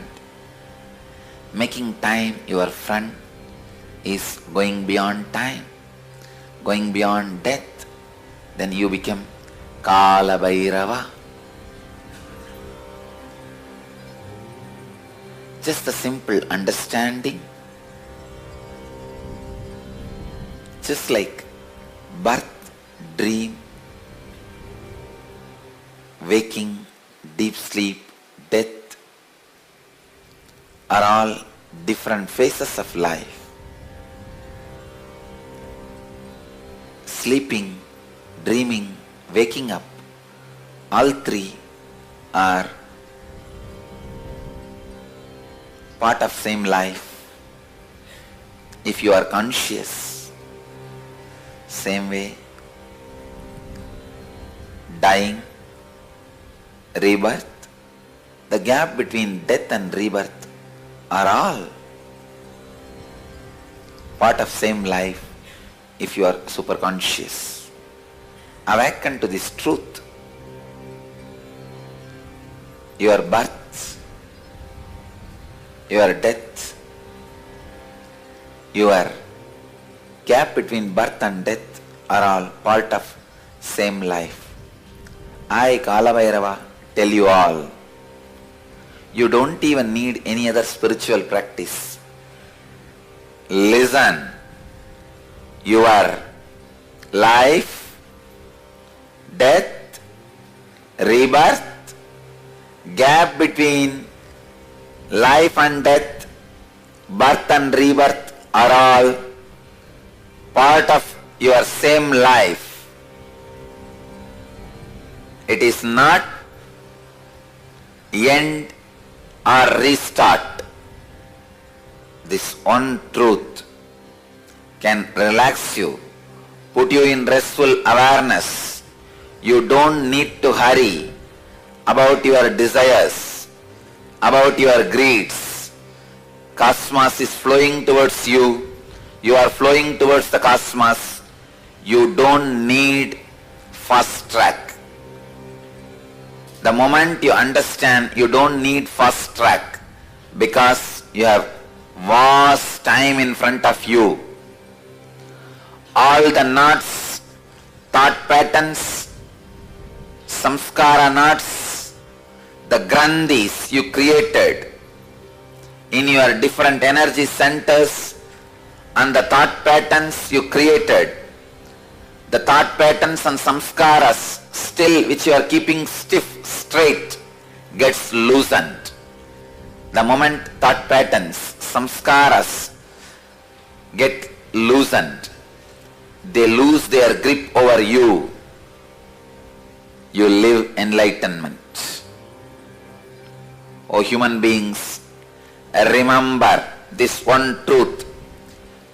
Kalabhairava, out of my compassion, tremendous love, I am sharing this very sacred secret, the basic important truth with you all. O humanity, listen.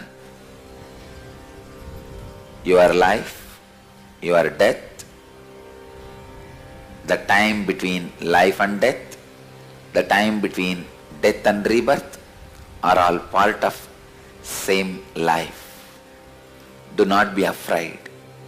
Nothing will be taken away from you, and you do not need urgency rushing towards any of your goal, greed.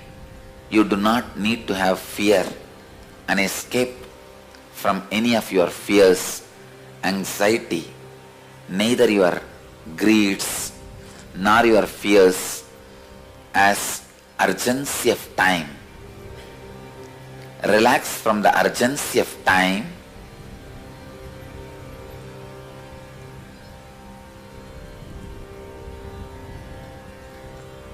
The restful awareness.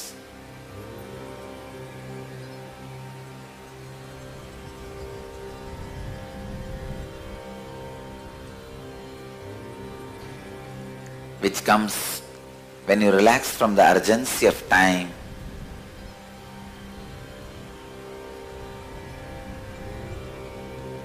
Makes vast time available in front of you.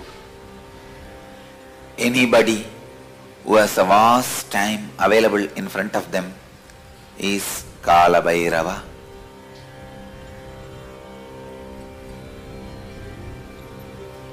Every one of you can become Kalabhairava. when you relax from the immediate urgency of time, when your greeds can't create desire in you, when your fears can't create anxiety in you,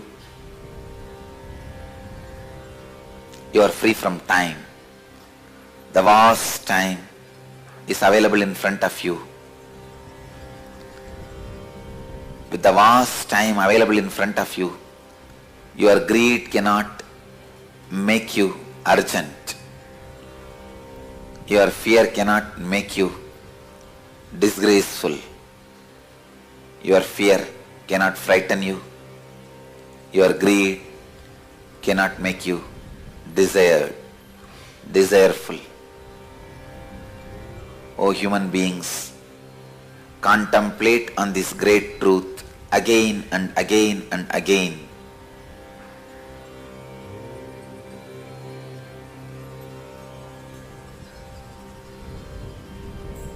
The brain which I am using to radiate this truth to all of you is capable of transmitting that very truths to all your brains, as brains do not have individual consciousness. It is just a biomemory chip in human body. I bless you all to receive the truth, to relate with the truth, to be receptive to this truth. It can be transmitted just like that. It can be easily transmitted. It can just be downloaded. Your birth, your death, your rebirth, the time between the birth and death, time between death and rebirth are all part of same long life. There is no discontinuity in the whole life. Let this one truth sink in all of you to make you understand. Greed does not create the need to create desire in you.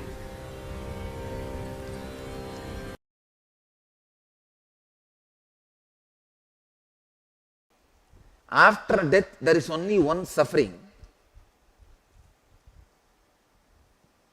You will suffer. Oh God, it is such a simple thing. Why did I suffer my whole life thinking that this will be a suffering? That will be the only suffering.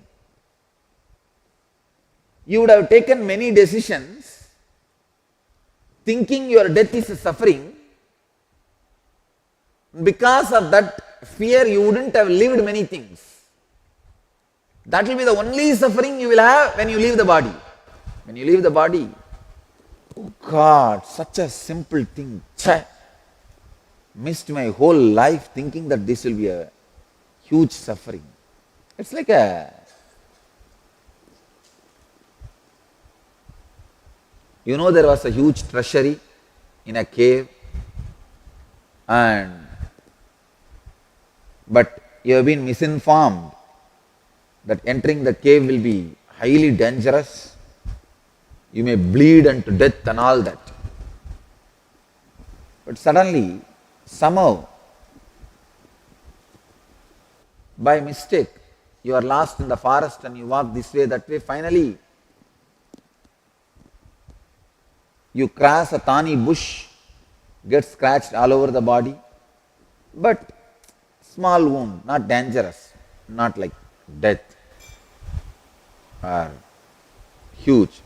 Thorny bush, and here and there your body is scratched and you will have a little bleeding, but you reach that cave. What will you think? Oh God, only these few thorns. What a foolish idea I was in. I thought I'll literally die if I reach this cave. But now I realize it is only just few thorns, nothing more, nothing else.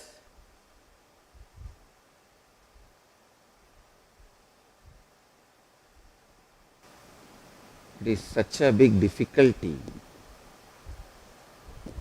only in mind. I tell you, When you cross death, you will have this exact mood. Now you have too many ideas, misconceptions. You are misguided. Death is huge happening in your life. I tell you,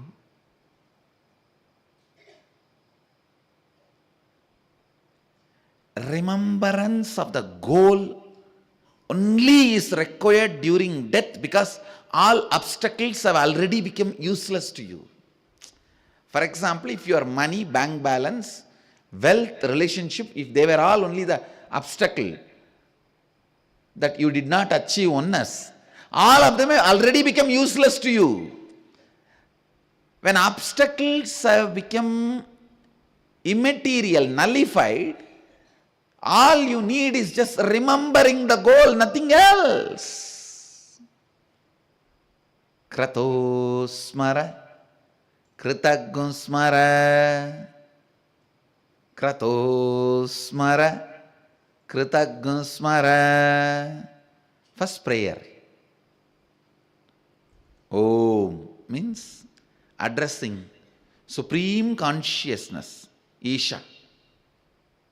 In this Upanishad, the word Isha is used as addressing Supreme Consciousness. Om, addressing the Supreme Consciousness and praying, remember what all I did to become one with you. And telling your being, remember what all you did to become one with him. That's all, because all the things which were obstacles, your ego, your body, your mind, your wealth, no vehicle is useful anymore. They won't let you even get into your own car. They will only put you in an ambulance. You can't sign in any checkbook. No. You can't sign in any checkbook. All the things which were distracting you from staying in the space of oneness now has become useless. Now, you don't need to remember the struggles, you need to remember about the goal. Anything else, repenting, guilt, everything will only remind you about the struggles. Understand, when the problems are there, you can remember about struggles. Here the problems does not have any more power over you. Only a fellow who's died knows this secret. I know for sure this Rishi achieved enlightenment through death experience. Only a person who walked the road can so clearly describe. Actually, the moment the pain of the death starts in your system, everything becomes useless. Everything becomes useless. Now, what is the point in talking about, thinking about something which is no more part of you? The only thing you need to remember is the goal. The goal.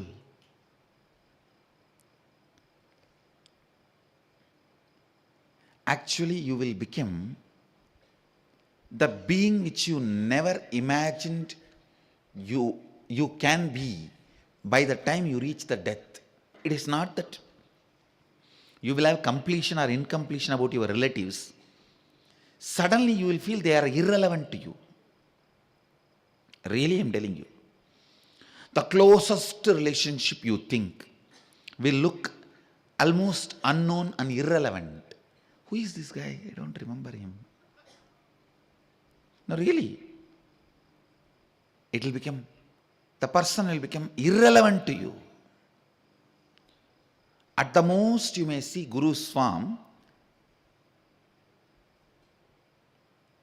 but not the way you related to me externally, but the way you relate with me internally with your Atma Murthy.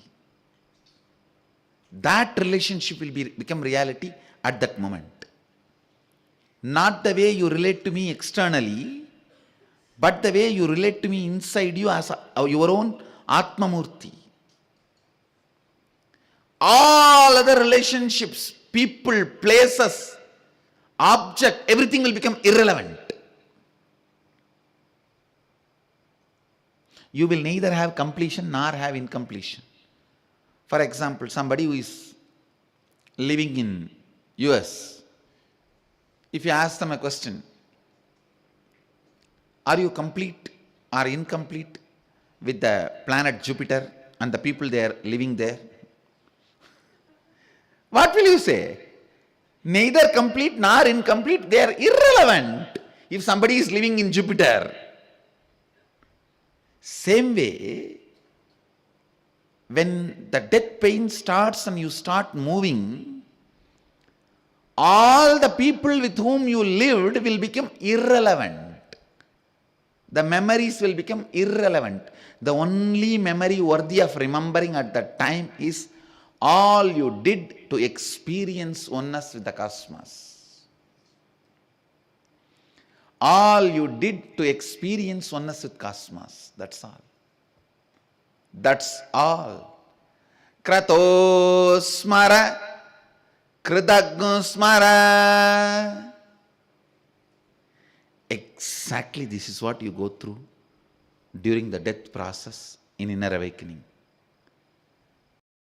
It's like the whole 6 feet was being, whole body was being toned. That's what I felt, that consciousness. See, if you are a small finger, if you have a cut, how you feel the pain. The same kind of cut is happening in the whole body. The skin is being peeled. That's what exactly, I saw that consciousness. Please understand, whatever I am talking is truth. I have to describe. It's like thousands of scorpions biting at a time. Have you had scorpion bite? Anybody? So 1,000, just multiply it. Every pore, the scorpion is bitten.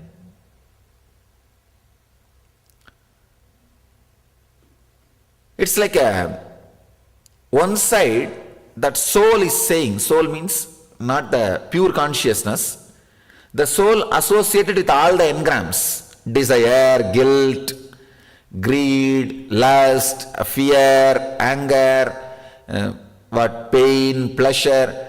You see, when the pure soul added with all these engrams is called individual soul. Individual soul, and all the engrams are taken away, called pure soul. Pure soul is the cosmos. I can say individual soul. The individual soul was having a terrible suffering. The individual soul wants to stay in the body and enjoy. But body is saying, no, I am tired, I can't hold you anymore. I am done. Body just wants to relax. So the fight between the body and the individual soul is happening.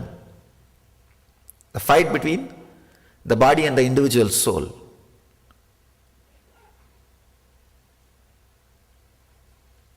Every inch the fight is going on. The individual soul feels, even if the right leg goes, it's okay, catch on, hold on to left leg. Even if the left hand goes, it's okay, hold on to right hand. Whatever parts it can hold on, it tries to hold on. But slowly that part is saying, no, I am done, relax. I am done, relax. That part by part, it's dropping. When the lower body is getting dropped, the struggle was not too much. Only when that higher upper body started, I could see very clearly the pulsating pain. I can say the whole being was vibrating with pain. See, yesterday after energization, I saw so many of you vibrating with peace and bliss. How many of you felt that vibrating with the peace and bliss? And now understand, imagine the opposite. That is what is. Now you know what I mean by vibrating. How you vibrated with the peace, same way I saw that being was vibrating with pain. Whole being, it was such a shock. Slowly, that individual soul started moving out of the physical body with all the suffering and pain. Finally, physical body dropped. When the breathing stops, that is the moment individual soul leaves the physical body. Then starts the next level fight, the next level body, the prana sarira, the next level body, that fight starts. See, there are 7 layers in you. I'll give you a simple description now for you to understand. It's a 7 part of you. The body made out of flesh and bones and blood. This is the first layer, first body, physical body. The energy which is moving in you as a prana. See, in the 5 kind of air circulation happens in you. Prana, vyana, udana, samana, apana. Means going in, staying in, spreading all over the body and coming out and cleaning. These are the 5 air process happens in you. Going in, staying inside the body, spreading all over the body as an oxygen, as a life force, coming out and cleaning. Cleaning means even through skin, even your sweating is because of the prana movement only. Just sit, this morning freshness, that beginning mind. No meditation, no mantra, no concentration, not even trying to be aware. Just sit with closed eyes. Whatever can happen between you and me, let it happen. Let you feel your presence and my presence intensely. That's all.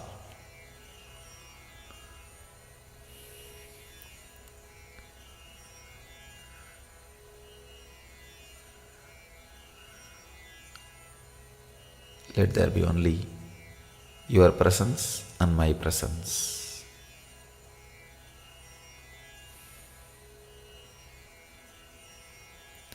Do not meditate, do not concentrate, do not repeat any mantra, just sit. Whatever happens, allow it to happen. Just cooperate.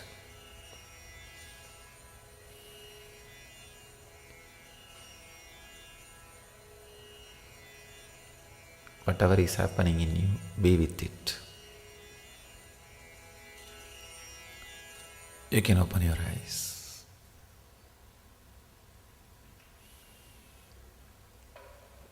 People are really growing little more. Only 1 or 2 are having. But others are really.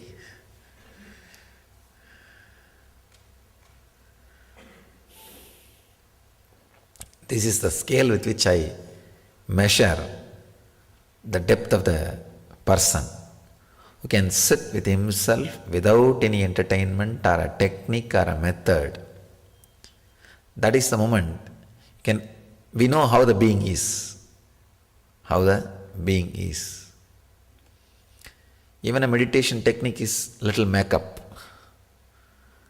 Without even a technique, just as you are, how you are.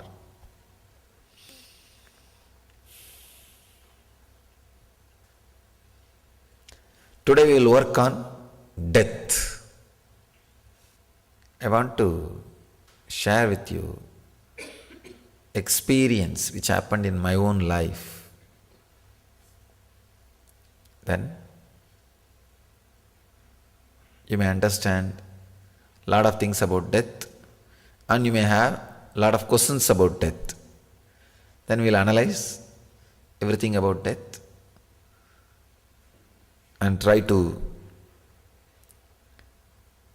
understand intellectually, then experience in the being level.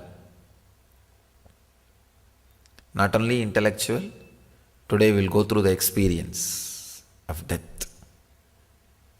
When I was wandering, doing yatra, parivrajaka yatra, it is supposed to be done by all the enlightened beings, especially when an incarnation lands on planet Earth. Before he starts teaching, it's like a preparation. He goes through and lives among the people to know really what needs to be taught. How people have updated themselves, he has to know, only then he can update his teachings. How people have updated themselves or what kind of lifestyle they are living. So whether it is Shankara or Ramanuja or Buddha, whoever may be, it's a basic need for any incarnation in the planet Earth. It's a basic need. Go around, spend time with the people where they are at their homes and where they live in their level. Not going as a guest. The moment you go as a guest, now if I go as a guest to any house, I will not know the real situation of the house. Because the furniture, everything they will make it new. Oh, Swamiji is coming. Not that way. Going as a aditi. Aditi means not informing the date you are coming. Titi means date. Atiti means who goes without the information of the date or time of arrival. Going as aditi. Just walking in and living with them. It's a basic condition for any incarnation before he starts teaching. I can say all the Indian masters, Shankara, Ramanuja, Buddha, Swaminarayan, all Indian masters, they have done this. It is a basic need. I can say only the people who have done this yatra as a rich experience, as something solid to contribute every being. Because they know what people need. They know what people need. There are some enlightened beings, but who have not done this kind of yatra. They were not able to help millions. They were not able to help large number of human beings. For example, Ramana Maharshi. Ramana Maharshi is a great master, no doubt, but he was not able to contribute to large number of people. He was able to contribute only the people who gathered around him. That also only one path, one method. I am not underestimating or anything. I am just stating the fact to all of you. But when a master takes up this kind of this yatra, so much of enrichment happens in his very understanding about human beings. So now, you see, as an enlightenment experience, Buddha, Ramakrishna, Ramana Maharshi, everybody is one and the same. But the expression becomes very sharp. Expression is what is directly going to be helpful for you, useful for you.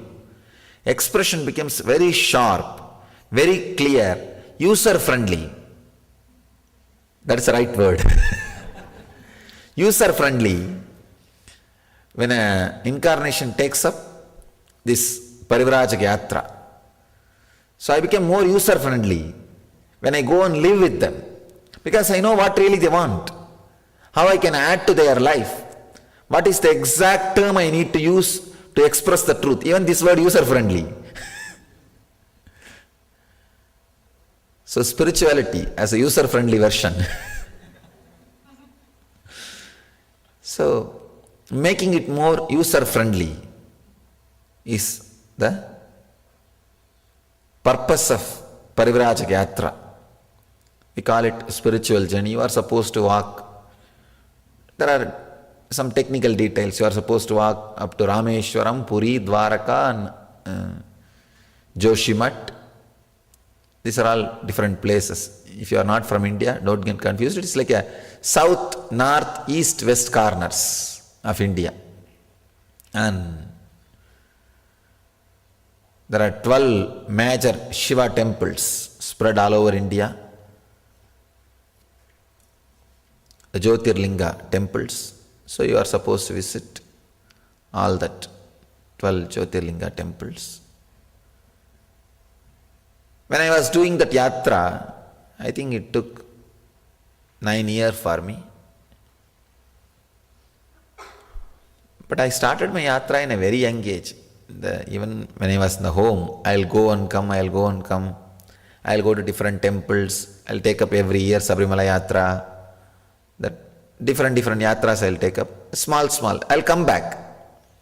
But this at one stretch took the yatra. It was I can say it added so much of understanding into me. Not enlightenment itself. Please understand. The enlightenment itself did not happen because of this yatra. Enlightenment happened different reason. Or I can say meditation, or that is the reason for enlightenment. But this yatra added so much of understanding that I am directly productive to the society. I am able to directly contribute to the society. I became user-friendly. I became a lot more simple, and I am able to connect with people, exactly what they need, what I can contribute. That became a lot more easy. So I always feel, even for my brahmacharis, I feel that they should travel, and I send them sometime, do this kind of yatra. It really adds so much to you. And India is a very safe country if you wear this cloth. I am really telling you. This cloth, India is a very safe country. Especially if you move towards north, nobody will ask you ticket, or everybody will give you food. India is very safe country if you are with this cloth. Only you should not disturb others, that's all. I was doing my Parivrajak Yatra. One place near Varanasi, not Varanasi itself, near Varanasi. Varanasi is I can say the spiritual headquarters of Hindus. Once in a life, everybody has to visit Varanasi and have darshan of Vishwanath. That's a tradition. 300,000 people come inside that city per day. The population is 300,000. 300,000 people per day in the city. I think largest floating population in the world is that city only. It's more than, I think, 4 times more than Vatican. So per day 300,000 people come inside the city, like floating population. It's a spiritual headquarters. Just near that city, in a small village, it's called Ghaziabad. There is an hospital just near that area, being little away from Ghaziabad. One sadhu was sick, so he was in the hospital, ICU, intensive care unit. Don't imagine American intensive care unit. Here we use the same word, but not same instruments. One sadhu was sick and he is in dead bed. Sadhu means a monk. One monk was in dead bed. In the north, the tradition is that any elderly sadhu, monk is sick, the youngsters, the brahmacharis will take care. So I was a young sadhu, so I naturally felt I should take care. I was staying in that village. So I went and started attending him, taking care of him. It was a very strong experience. I was taking care of him. He was about to die. Please understand, he was about to die. Not only he was about to die, the next bed, that man he was also struggling for life. He was pulling and pushing, almost gasping for breath. So when I saw that guy was dying, not the monk, the next bed guy, I was able to see very clearly what is happening inside him. I was not able to help him, because I have not completely, I can say, after my Satori, but not fully became enlightened.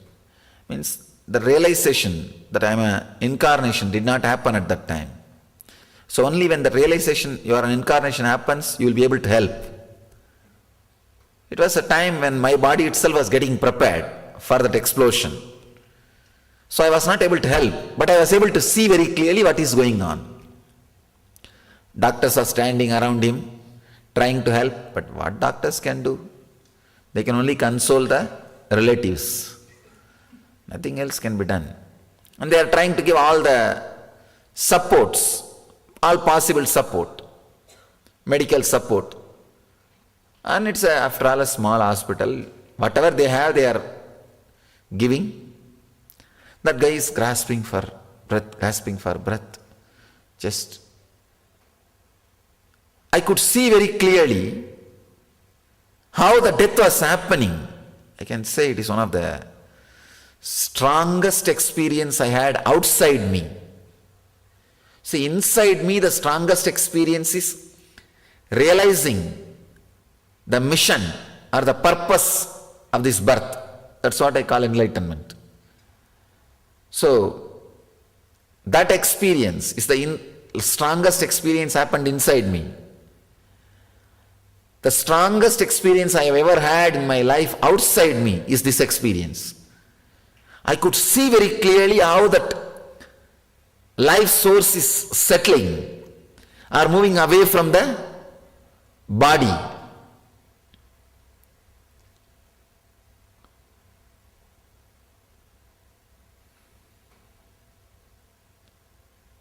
First, actually, when I was able to see, I couldn't tolerate. I was not able to tolerate. One important thing I want you to know, if it is physical pain, when you see somebody suffering, it will only affect you 40%.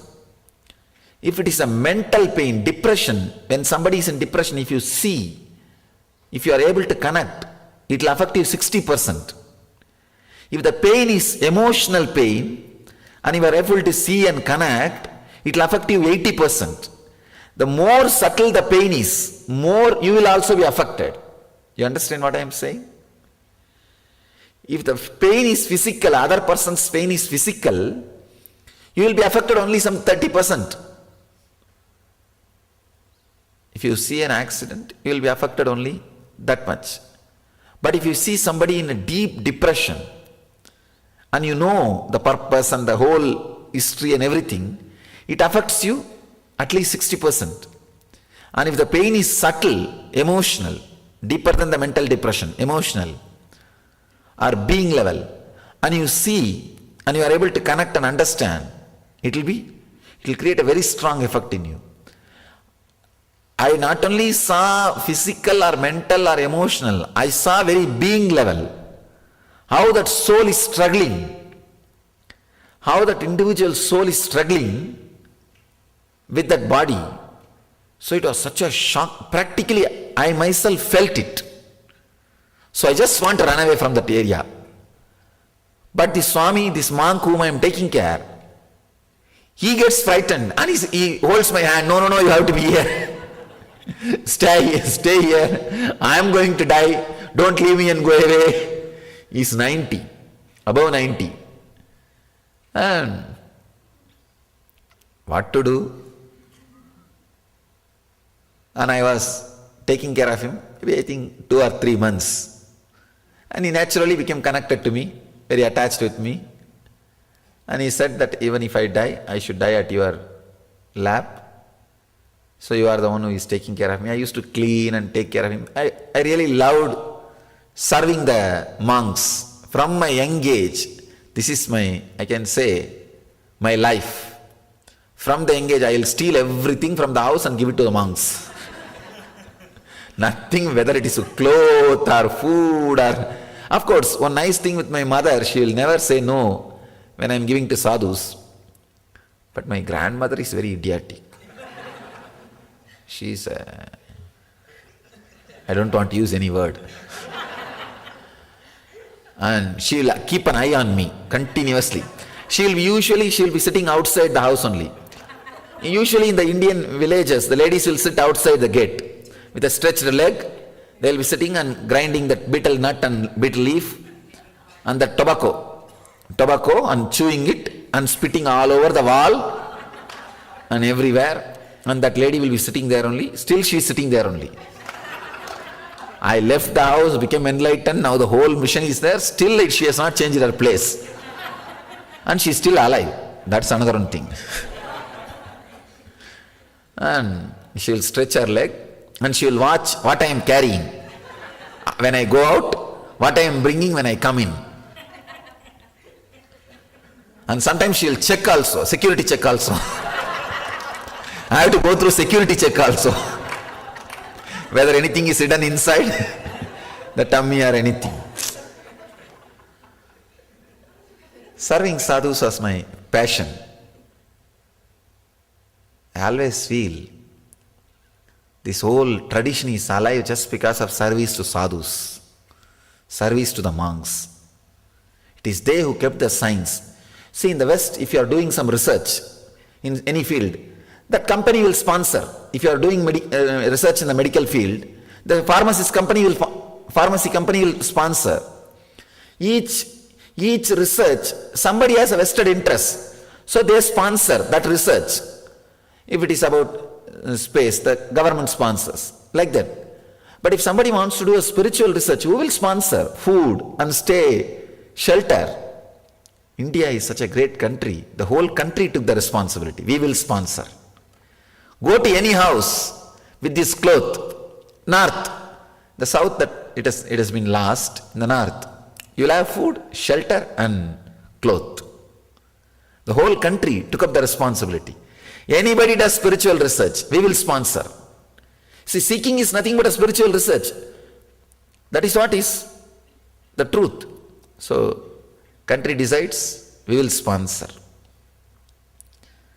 So, people who have taken up this research, who will take care of them? I always felt it's my responsibility to take care of the sadhus. So, I am not able to run away from him because he is telling, no, stop, be here, otherwise I will die. And he is able to hear the sound from the next bed. And India people don't die softly. They shout. I don't know, in the West also same thing happens. They shout and cry, oh, Amma, it is paining here, it is paining here. They do all. What can be done? Even if you shout, nothing can be done. And that guy was dying. He was going through such a hard time. Let me describe exactly how it was. It's like the whole 6 feet was being, whole body was being toned. That's what I felt, that consciousness. See, if you are a small finger, if you have a cut, how you feel the pain. The same kind of cut is happening in the whole body. The skin is being peeled. That's what exactly. No, I saw that consciousness. Please understand, whatever I am talking is truth. I have to describe. It's like thousands of scorpions biting at a time. Have you had scorpion bite? Anybody? So 1,000, just multiply it. Every pore, the scorpion is bitten.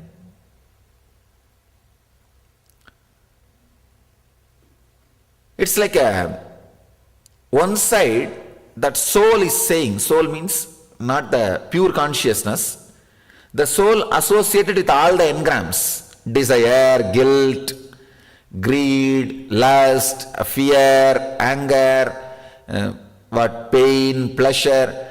You see, when the pure soul added with all these engrams is called individual soul. Individual soul, when all the engrams are taken away, called pure soul. Pure soul is the cosmos.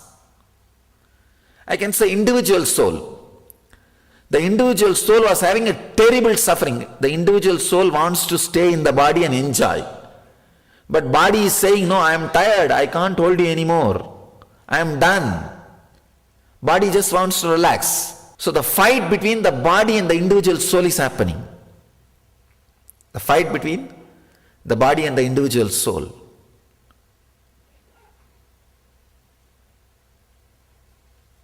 Every inch the fight is going on. The individual soul feels, even if the right leg goes, it's okay. Catch on. Hold on to left leg. Even if the left hand goes, it's okay. Hold on to right hand. Whatever parts it can hold on, it tries to hold on. But slowly that part is saying, no, I am done, relax. I am done, relax. That part by part, it's dropping. When the lower body is getting dropped, the struggle was not too much. Only when that higher upper body it started, I could see very clearly the pulsating pain. I can say the whole being was vibrating with pain. See, yesterday after energization, I saw so many of you vibrating with peace and bliss. How many of you felt that vibrating with the peace and bliss? And now understand, imagine the opposite. That is what is. Now you know what I mean by vibrating. How you vibrated with the peace, same way I saw that being was vibrating with pain. Whole being, it was such a shock. Slowly, that individual soul started moving out of the physical body with all the suffering and pain. Finally, physical body dropped. When the breathing stops, that is the moment individual soul leaves the physical body. Then starts the next level fight, the next level body, the prana sarira, the next level body, that fight starts. See, there are 7 layers in you. I'll give you a simple description now for you to understand. It's a 7 part of you. The body made out of flesh and bones and blood. This is the first layer, first body, physical body. The energy which is moving in you as a prana. See, in the 5 kind of air circulation happens in you. Prana, vyana, udana, samana, apana. Means going in, staying in, spreading all over the body and coming out and cleaning. These are the 5 air process happens in you. Going in, staying inside the body, spreading all over the body as an oxygen, as a life force, coming out and cleaning. Cleaning means even through skin, even your sweating is because of the prana movement only. So 5 air movements are happening in you. All the 5 air movements are called the second body, second layer body, prana sarira. The third, the inner chattering which goes on continuously in you. The inner chattering is the third body, mental body. Fourth, the emotions which you are experiencing, fear or greed or anger, the emotion which spreads all over the body without the usage of words. Please understand. There are some emotions which can shake your whole being without the usage of any words. No need for any word to be uttered, but that emotion can shake you. That is what is 4th layer body, emotional layer. The 5th is the body you experience in the deep sleep. Body you experience in the deep sleep, where all the engrams are in a seed level, in a causal level. They are not giving you any experience, but they are not dead. In the causal level. This is the 5th layer. 6th layer, the cosmic body, where you experience bliss. In your life, at least once or twice, you would have experienced bliss. That is the 6th layer. 6th layer only continuously inspire you to be a seeker. If you are a seeker, seeking continuously, 6th layer is very strong in you. If you enrich the 6th layer, your whole life will be blissful. So that is the 6th layer. 7th is the enlightenment, the ultimate enlightenment itself. So these are the 7 parts of you. It's like a 7 spare parts of you.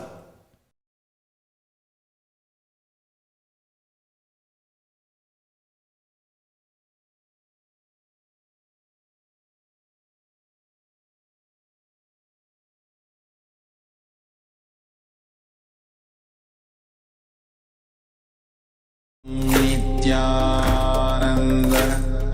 Paramashivoham Om Nityananda Paramashivoham Om Nityananda Paramashivoham Om Nityananda Paramashivoham Om Nityananda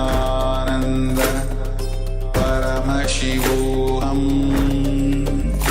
Om Nityananda Paramashivoham Om Nityananda Paramashivoham Om Nityananda Paramashivoham Om Nityananda Paramashivoham Om Nityananda Paramashivoham Om Nityananda Paramashivoham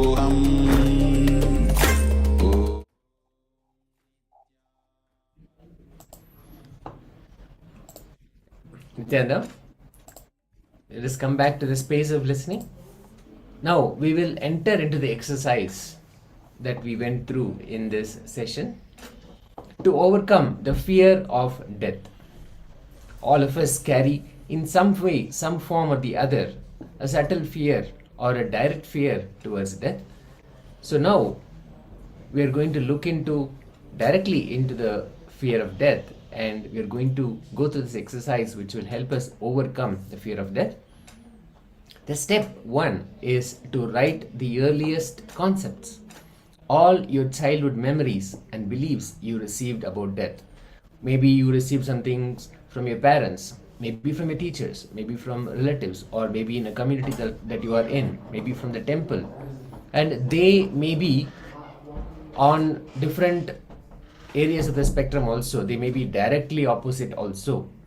Different ideas that you may have received. Maybe your friends told you something about death, maybe your parents told you something else about death, and maybe some other possibilities, like let's say the community you are in, the temple, or any other place that you visited. So many possibilities, so many sources where you received ideas. One very common belief that is being told is death is inauspicious, or death is a punishment from God. All of these ideas that you gather. So the step one is to write all these concepts, all these understandings, all these memories and beliefs associated that you received about death. And then step two, write down your experience about the first death that you directly encountered. When was the first time you actually physically directly encountered death? It could be a death of a near and dear one, or somebody, even somebody as a neighbor or a friend at school, somebody. The experience of the first death that you encountered. So let us start writing this.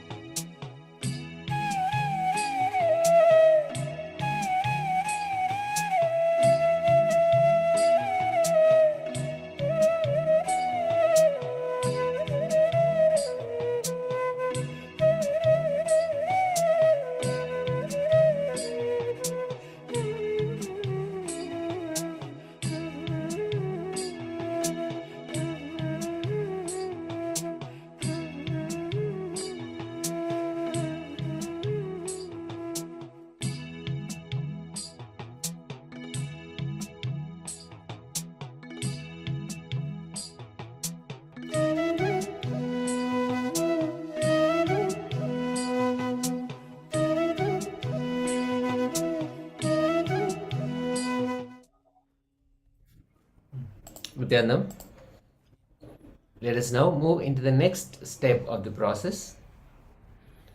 In this step, we'll be looking deeper in the impact that it had of the first near and dear one's death. What was the impact on you? How you heard it, when you heard it, what was your reaction, what happened within you, and how you responded. Whole thing. Completely describe that experience and relive that whole incident. When you heard it, how you received it internally, and what happened as a result of it, what impact it created on you. Maybe it meant that you will not have a friend anymore, or a family member anymore, or you will not have some person that you can go to and talk anymore. How that affected you, how that impacted you. So write all of that in complete detail, relive and describe that experience. And finally, the last step, look into every relationship in your life that you are attached to now, where you don't want that person to die, and you're not even ready to think that that person will die one day.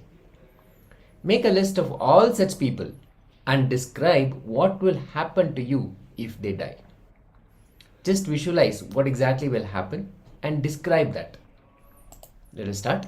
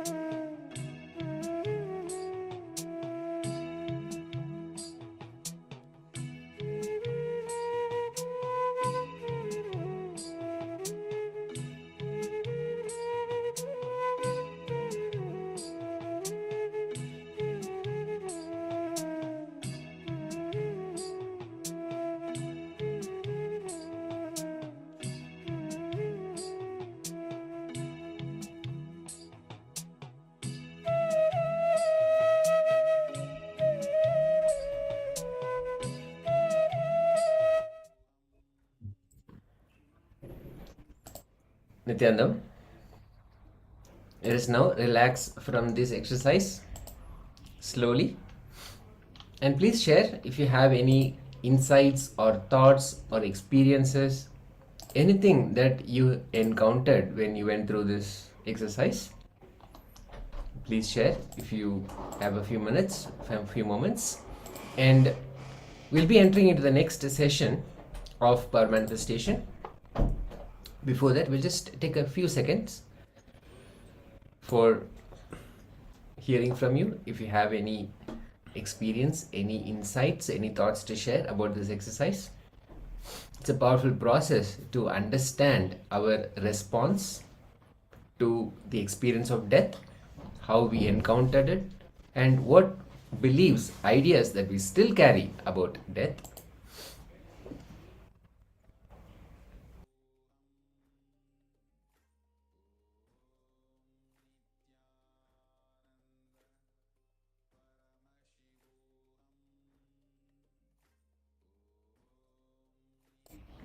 Okay, we'll now enter into the next session. We'll be going through a power manifestation session. Let's get ready. Sitting straight, entering into the space of power manifestation. Sitting as straight as possible, closing your eyes. Inviting the presence of Paramashiva, the Supreme Pontiff of Hinduism, in your inner being. In this session, we are going to manifest the power of seeing through your third eye. The Acharyas will project an image. So please first blindfold yourself. Enter into the space of oneness with Paramashiva.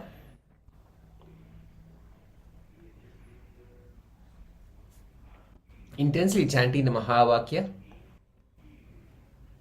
A direct way for us to enter into oneness with Paramashiva, with the Supreme Pontiff of Hinduism. From that space, now see through your third eye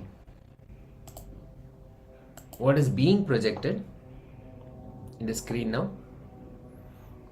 Ask Paramashiva to reveal what is being projected. Let's start. Paramashivoham Om Nityananda Paramashivoham Om Nityananda Paramashivoham Om Nityananda Paramashivoham Paramashivoham Om Nityananda Paramashivoham Om Nityananda Paramashivoham Om Nityananda Paramashivoham Paramashivoham Om Nityananda Paramashivoham Om Nityananda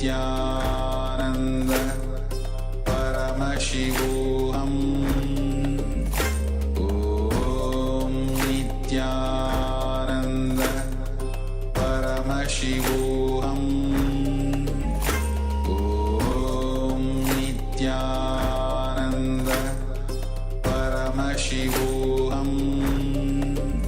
Om Nityananda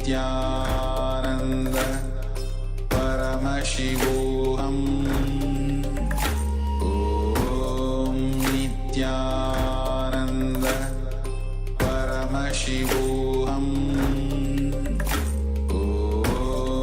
Nityananda